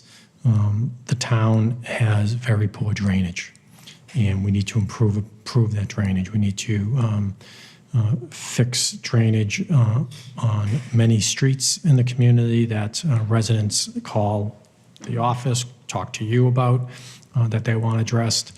We need to improve upon our detention basins that assist with our drainage in the community. There's 46 of them, approximately 46 of them that have not been maintained or inspected or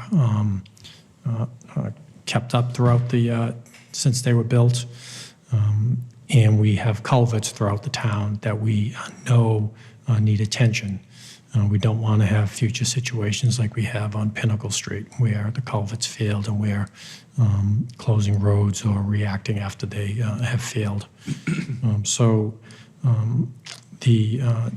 The board and the finance committee and the DPW has presented to residents the cost of stormwater operations. There really are three components of this, or four components of it. The first is on an annual basis, we need to comply with the MS for water quality compliance. That's an annual cost to us that we have to do. On average, that's going to cost $295,200 over the next 5 years. In addition to that, within the budget, we'll need to fund annual operation and maintenance compliance, which on average will cost $644,143 over the next 5 years. And what that compliance or operation and maintenance compliance involves, it's catch basin cleaning, street sweeping, inspecting and maintaining detention basins, cleaning and inspecting drains and manholes. It's our staffing, it's our equipment. Now, of that amount, as I mentioned earlier, we do have money in the budget for that, but the money in the budget is not enough to comply with the operation and maintenance requirements. For instance, we have money in the budget for catch basin cleaning, but we only clean half the catch basins in town. There are over 6,000 catch basins in the community, and we need to clean them all in a given year. The additional funding from a stormwater enterprise fee would clean them all in a given year. Street sweeping. We sweep the streets now, but we need to do it twice a year, not once a year. So we have money in the budget for that one time a year. The additional funding will allow us to do it twice a year by contracting it out. We really don't do much when it comes to inspections and maintaining our detention basins. We don't do anything at all, actually. We're not cleaning or inspecting our drains and manholes. We're just being reactionary. So the additional funding from the fee will supplement what we have in the budget to allow us to comply with the stormwater permit.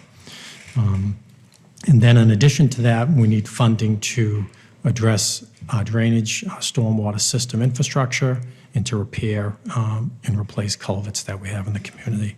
And that's where you come up with the, on average, $1.5 million a year that we need for this program. That's it. Any questions? Or? Yeah, sorry. Just a comment. I think it's important for residents to understand this is a federal permit, it's a federal law that Yes. we must comply with. Sorry, it's a federal law that we have to comply with. It's not a state, it's not a town thing. It's something that we have to do, and all the towns in Massachusetts have to do. A number of towns already have stormwater fees and so forth, and are already addressing this in different ways, but through a fee typically, because the stuff that we have to pay for is just coming out of our existing budget right now, and that is diminishing funds that we can use for paving, particularly in the community. So I think it's just really important to be very clear about this is a federal requirement, it's a federal mandate, and we have, it's eating into our other funds that we would use on our roadways. So it's important to manage stormwater. I think we're going to have to go forward with this. I think an enterprise fund's the right way to go, and I appreciate the town manager's detailed explanation and funding. And I hope we can get all of this in the draft online soon so folks can start looking at it for themselves. But anyway, thank you. make a motion to recommend adoption of, Can I just make one comment? I also just want to make it clear that this article is just the beginning of the conversation. It is not saying what the fee is actually going to be. And I want people to understand that we've been talking about stormwater since I've been on this board, and I think before that. And it's not something that we can just pretend isn't going to come up and bite us, because it's already has bitten us. And so I just want to say this article only gives us a mechanism. It is not the discussion of the fee.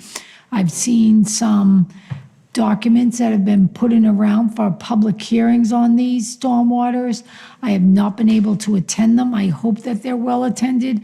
I did ask the town manager if we could get those boards up in other places that are common around the area, because I think that when people understand what we're talking about and what stormwater actually is, it makes it more sense why we have to address it. So I just want to make sure that people understand that, and I will second Jane's motion to Right. recommend adoption. So I have a motion and a second. All those in favor, please state by saying aye. aye. Chair votes aye as well.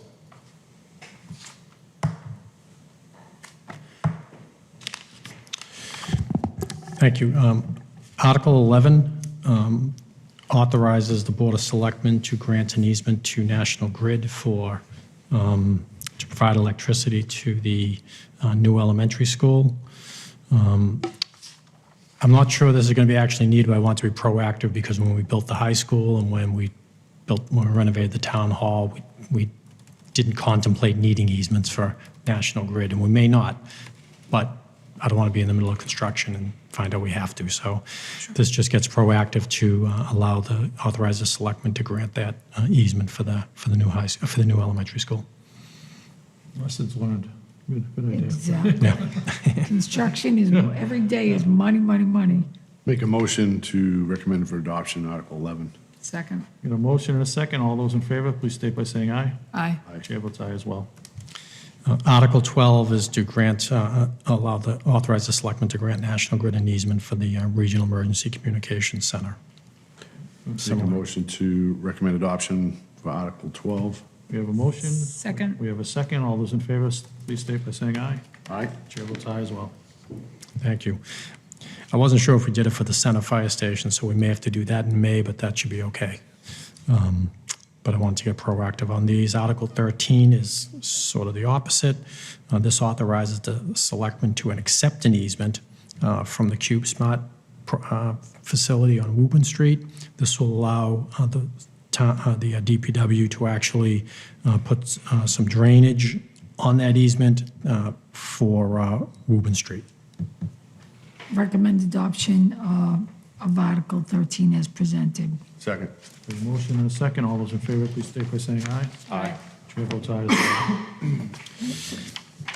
Article 14 is authorizes the selectmen to sell these parcels of land that are listed here.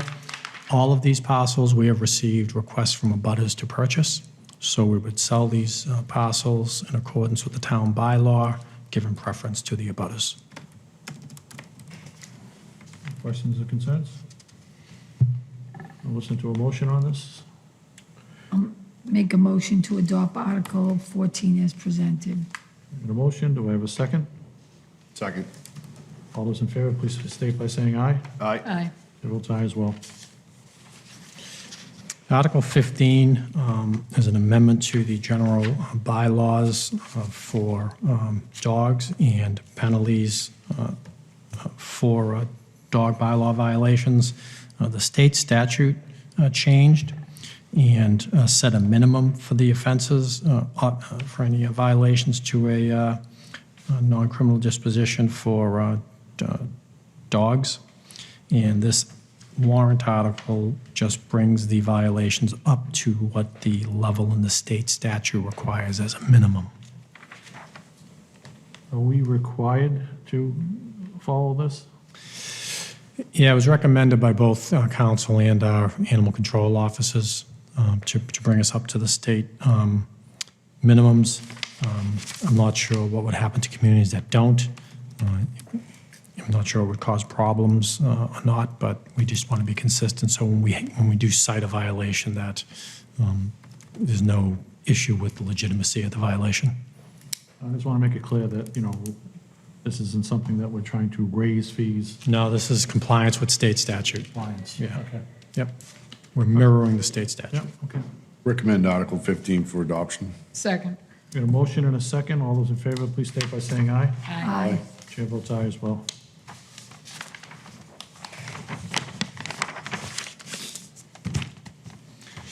Article 16 is a bylaw, to adopt a new bylaw to ensure that properties are properly maintained in the community, and this specifically targets vacant parcels and parcels that have vacant buildings on them. We're not targeting parcels that have a home on it that is occupied. This is for vacant properties that we know from being around the community. Some owners let go, whether it's the building itself becomes unsafe, the property becomes unsafe, unsightly, adversely affecting the neighbors.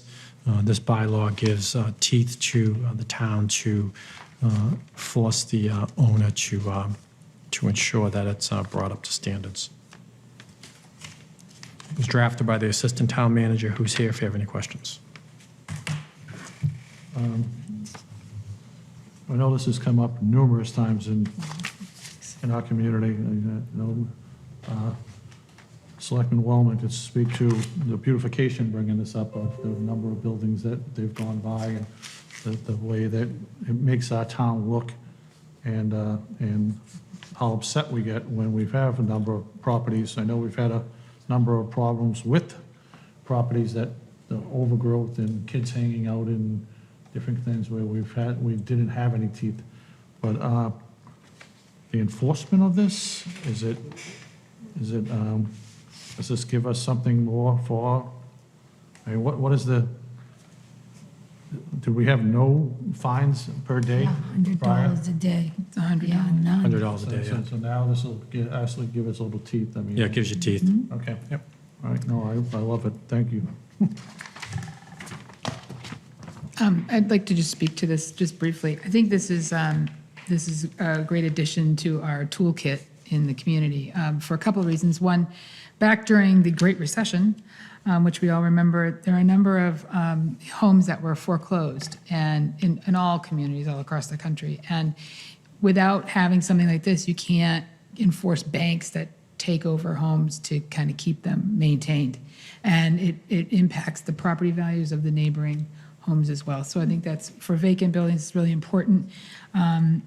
And I also think that with some of our vacant commercial properties, what we saw recently, and it came up in the beautification committee, which I would say for my comments at the end, but it seems apropos at this time, a letter was sent from beautification to the Nissan dealership owners, asking, just highlighting that, welcome to the community, we're excited to have you here, there's a new owner, and it would be great if you could address some of the issues on your property because it's overgrown and this.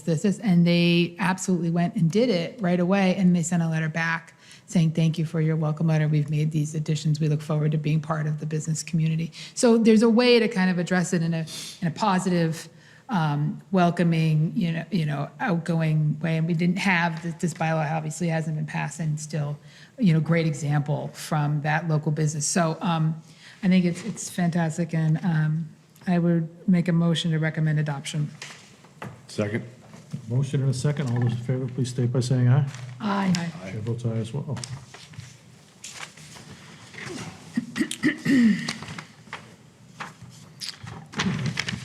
Article 17 and 18 I'll speak to together.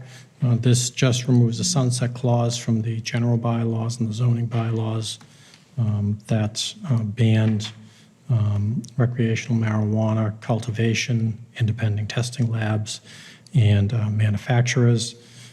As you know, when we put the ban in place originally, we added a sunset clause to remove the ban December 31st of 2019 to give us time to go to a referendum question at the local election this past year, which we did.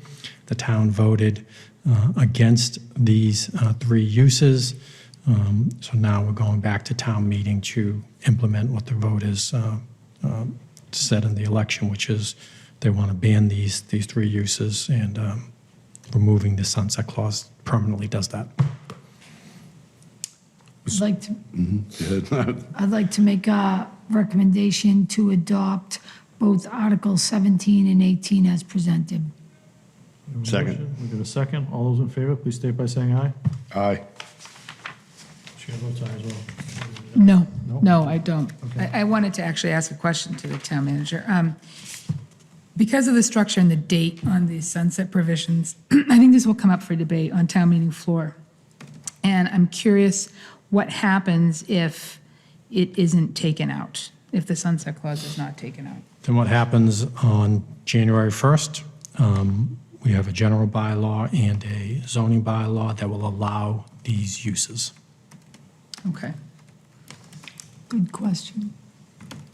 And we're going to have to make that very, I think there's a contingent in town, in town that will come to town meeting with that intention.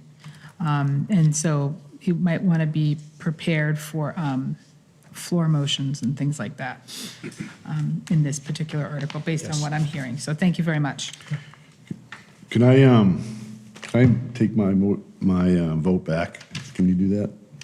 Can make a motion. Make a motion to. I'd like For to make a motion to reconsideration. reconsider that based on Mrs. Wellman's question for adoption. So I'd like to have another vote on that. How about if I remove my vote to recommend adoption? We'll start this over. Okay. I would like to make a recommendation to recommend adoption of Articles 17 and 18 as presented. I will second that. All those in favor, please state by saying aye. Aye. Chair votes aye as well. Those opposed? No. No. Okay. I can state that it was 2-2. No recommendation. Recommendation? No recommendation. We don't have a vote. I'll make another motion to offer, we can do that, to Oh, cheers. offer Articles 17 and 18 as no recommendation, Second. Like to take no action? to take no action. Well, we have no recommendation, so take no action. All right. All those in favor, please state by saying aye. Aye. Those opposed? I'm going to make a motion that we remand this to our meeting the night of for further discussion at that point. So we may want to make a further discussion at that time. Okay. That's a motion. Okay, I have I'll second that. a motion and a second. All those in favor, please state by saying aye. Aye. Aye. Chair votes aye as well. Thank you.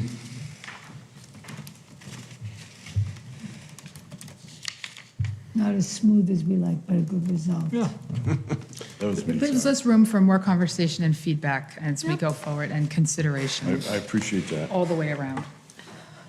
Okay, Article 19, I'll have the Assistant Town Manager speak to that. It's a zoning article. Good evening. So Good evening. Article 19 is based on input that we had received from the Attorney General's office. There was a citizen's petition at the annual town meeting from 2019 to change these 2 identified parcels to heavy industrial 1. And the way that the article was submitted, it just referenced the article numbers, and it really didn't follow the state general law, which says that you have to amend your zoning map itself. So this, based on the Attorney General's review of the article, they said that at a future town meeting, you would have to amend the map. So that's what Article 19 is acting on, correcting the actions from the previous town meeting. Any discussion? I don't know, listen to a motion. I have a question. I'm confused, so planning is not my purview, as you know. So amending the map, how is that really different than amending what happened on the parcel? The map is incorporated, it's considered part of the town's zoning bylaw, but we don't zone by parcels. And in fact, we got rid of that, I think, back in 2005, where we used to have an appendix that every parcel was zoned different, and it was pages and pages of text. So everything we have now is on the map. The way that this came in, it said, just change these two parcels, 103-102 and 102-16, Okay. to heavy industrial 1. So it was all text and not the map itself. Okay. So it just is the visual representation? Yes. Okay, I got you. Thank you very much. I make a motion to recommend adoption of Article 19. Second. A motion and a second. All those in favor, please state by saying aye. Aye. Aye. Chair votes aye as well. Thank you. Article 20 is a petition article, a zoning petition article, so I'm not sure if you want to. Take no action. I'll make a recommendation that we take no action. Second for discussion. Because it's a petitioner article, I think that there's some justification to have some question and maybe have a stance, not just, it's not from the planning board, you know what I mean? So you rather it be deferred to the petitioner? No, I have a couple of questions for Mr. Sadwick. I'm asking. And then, yeah. So this is asking for special care residents in only the heavy industry district, heavy industrial. Is it allowed in all these other districts as long as the planning board approves it? Well, the way that the article is worded, and again, this was a citizen's petition, they're adding in the definition to special care residents, and then they're trying to insert that into our use table. And while the executive summary says that they're looking for it in the heavy industrial zoning district, the way that it's presented in the table in this article would allow it in the residential, commercial, municipal, heavy industrial 1, office research, and West Side neighborhood business. Yeah. I had conversations with the petitioner, and he said that the table doesn't reflect what his intention is, which is to have it just in the heavy industrial district, like it's worded in the executive summary. So he expressed to me that he was going to look to amend this article, but that was all verbal conversation, and I haven't seen anything in writing since. There may be something tomorrow night at the Finance Committee's public hearing, but we don't have anything that's come into us yet. Okay, so thank you. That was my question when I was reading it, because I was confused about one use here, but then across the board. I think there's a tremendous opportunity to pass this and have the law of unintended consequences. So I absolutely don't support this. And I think that it's worth consideration of the Board of Selectmen to consider making a statement on it, or certainly taking a vote, to recommend indefinite postponement or something along those lines. One other consideration is that Sure. if you are postponing those two previous articles to the night before, to your meeting before town meeting, you may want to do the same with this one, because we don't know if he's going to bring in an amendment, and you may have something different. To work with? Yeah, okay. I think that's reasonable.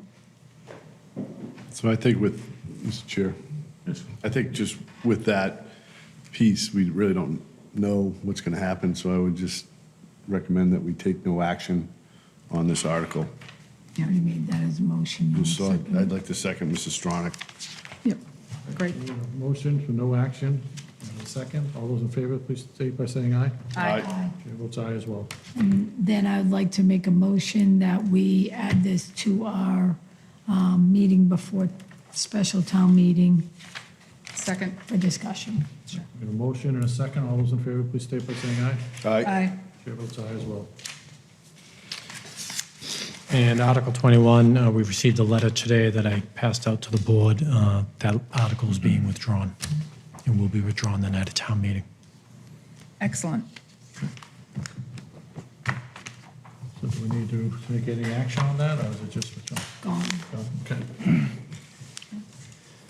Back to the agenda. Thank you very much. Thank you.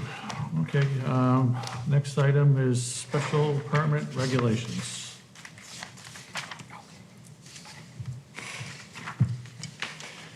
So I'll turn that special regs over to the Assistant Town Manager. Any questions from the board? Thank you. So these special permit rules that are before the board this evening basically come out of a template that Senior Town Council had developed for two of our existing special permit granting authorities in town, one being the planning board, which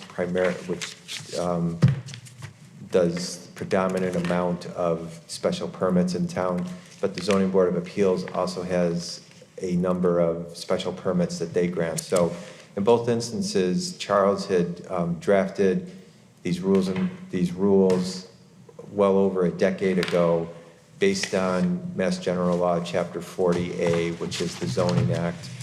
When town meeting took action to include billboards in the zoning bylaw at the annual town meeting, the Board of Selectmen became the third special permit granting authority that we have in town. And the Mass General Law says that the special permit granting authorities are to have rules as far as accepting applications and how they'd be handled. So that was all the genesis of how this was drafted.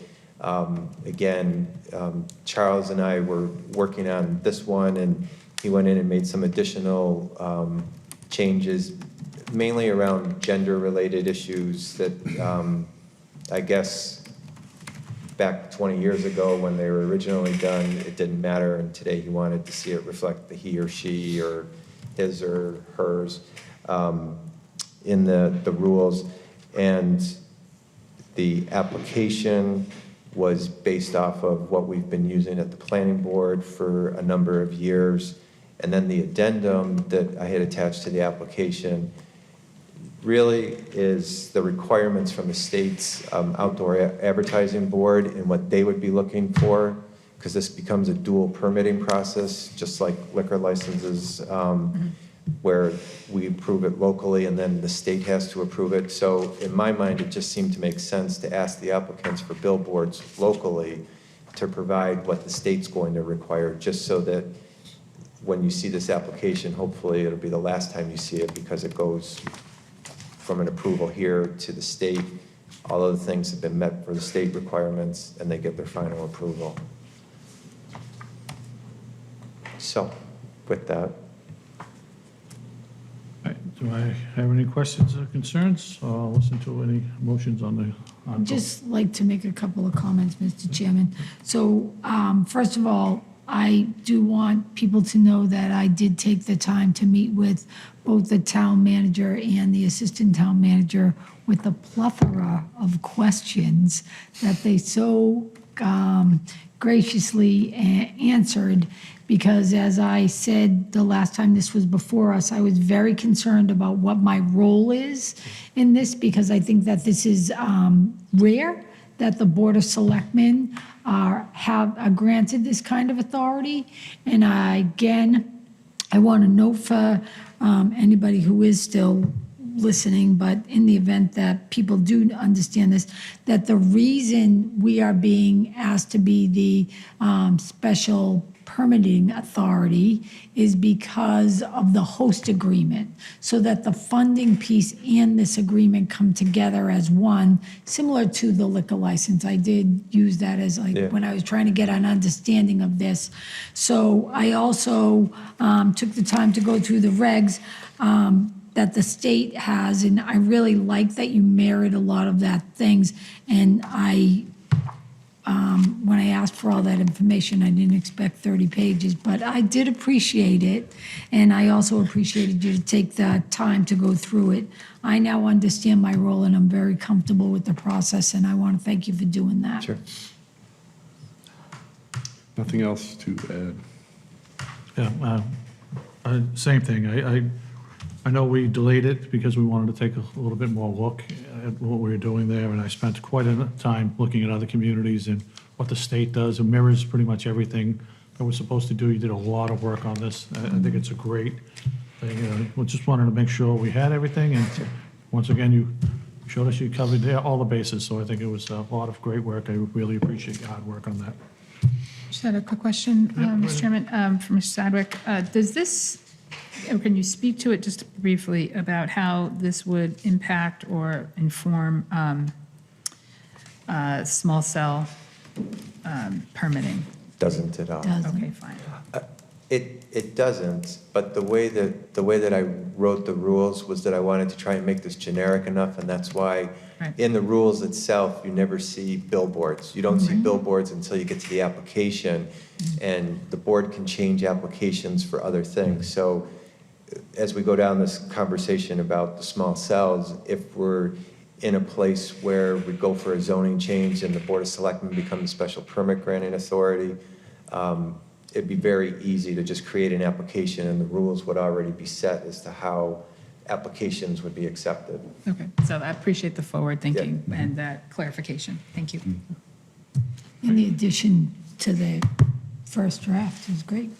All right, so do I have any motion on it? I'd like to make a motion to approve the special permit regulations as presented from. I have a motion. Do I have a second?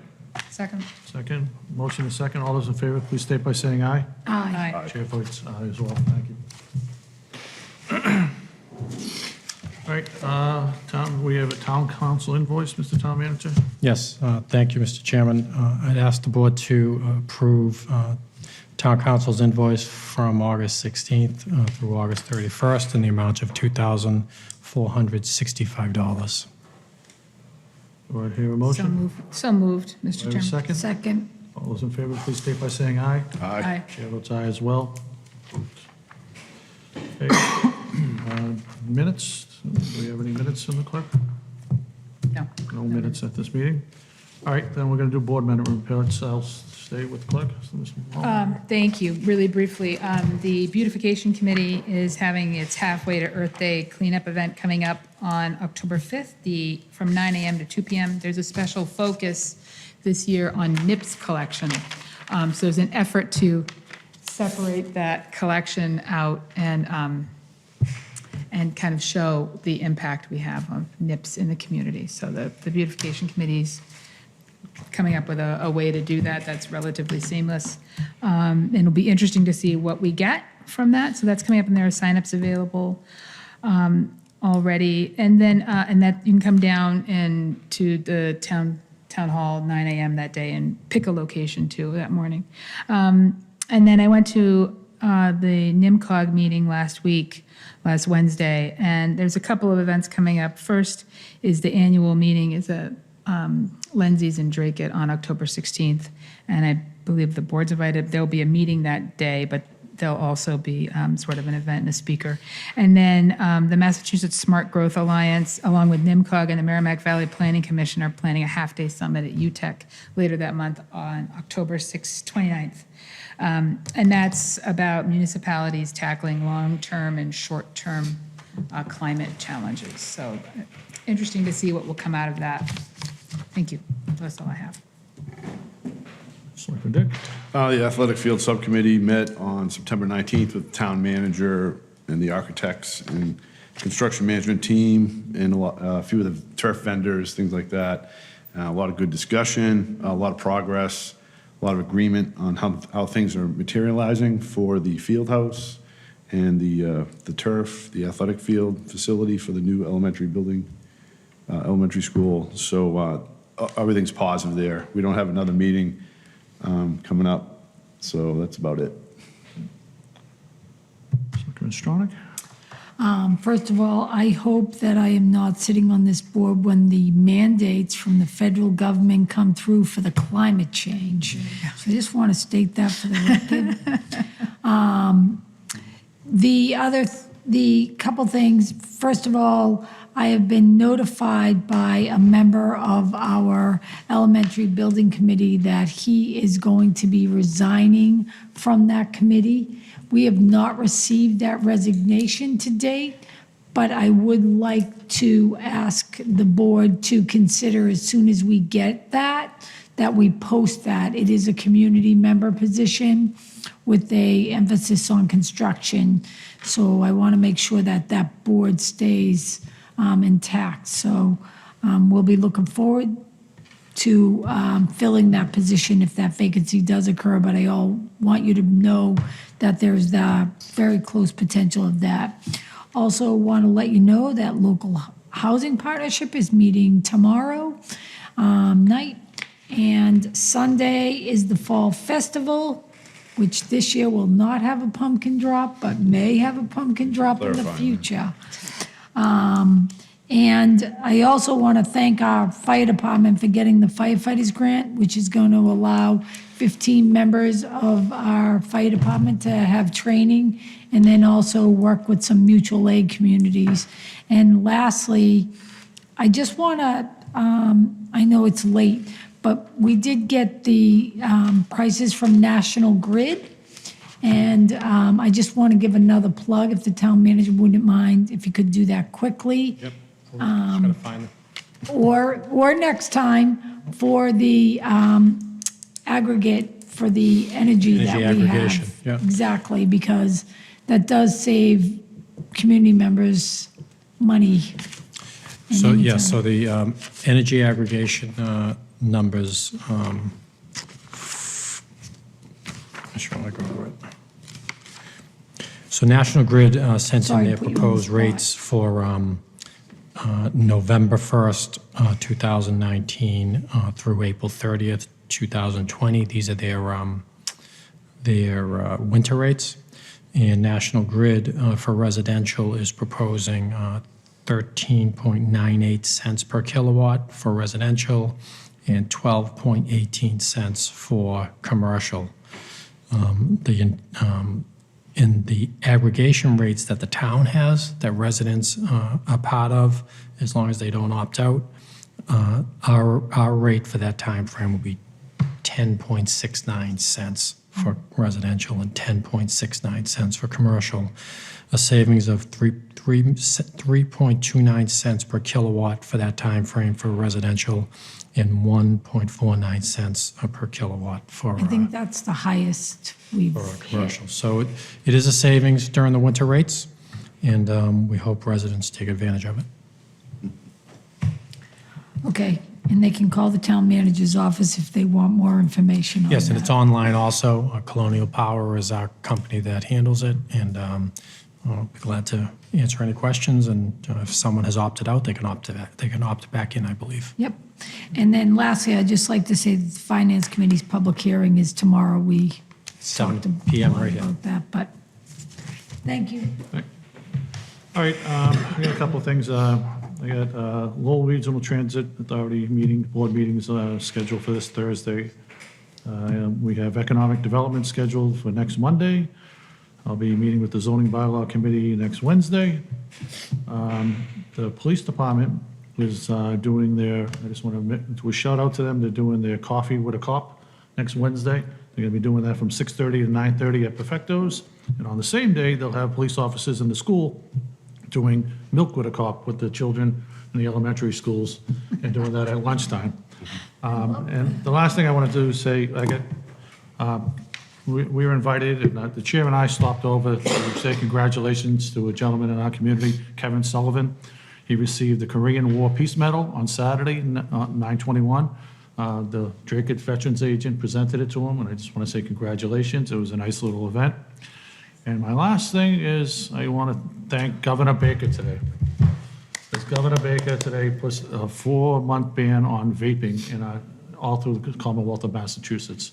I think that's one of the brightest things he's done so far, being in office. and I think I just want to commend him for doing so. I think that's something that he's taking all the citizens. I've received many calls from parents, nurses, firefighters that are tired of this stuff, and so I just want to commend the governor for doing so and applaud him. Other than that, I have nothing else. So, Mr. Chairman, we have an executive session scheduled. It won't take long for the purpose of potential litigation. Yep, so we are going to have, the next thing we have scheduled is an executive session, which we'll be talking about collective bargaining, and so it will be detrimental to... Potential litigation. Potential litigation, I'm sorry, potential litigation. And so that meeting, if it was public, would be detrimental to stance. So what I would ask for is a motion to close, well, a motion to enter into executive session. At the end of that executive session, we will be adjourning, because there'll be no other selectmen motions after that. So I'll ask for a motion to enter executive session. So moved. I got a motion, do I have a second? Second. All right, so we'll take a roll call. Aye. Aye. Aye. Chair votes aye as well. We're going to enter an executive session. Thank you, everyone, for being here tonight. Have a good night.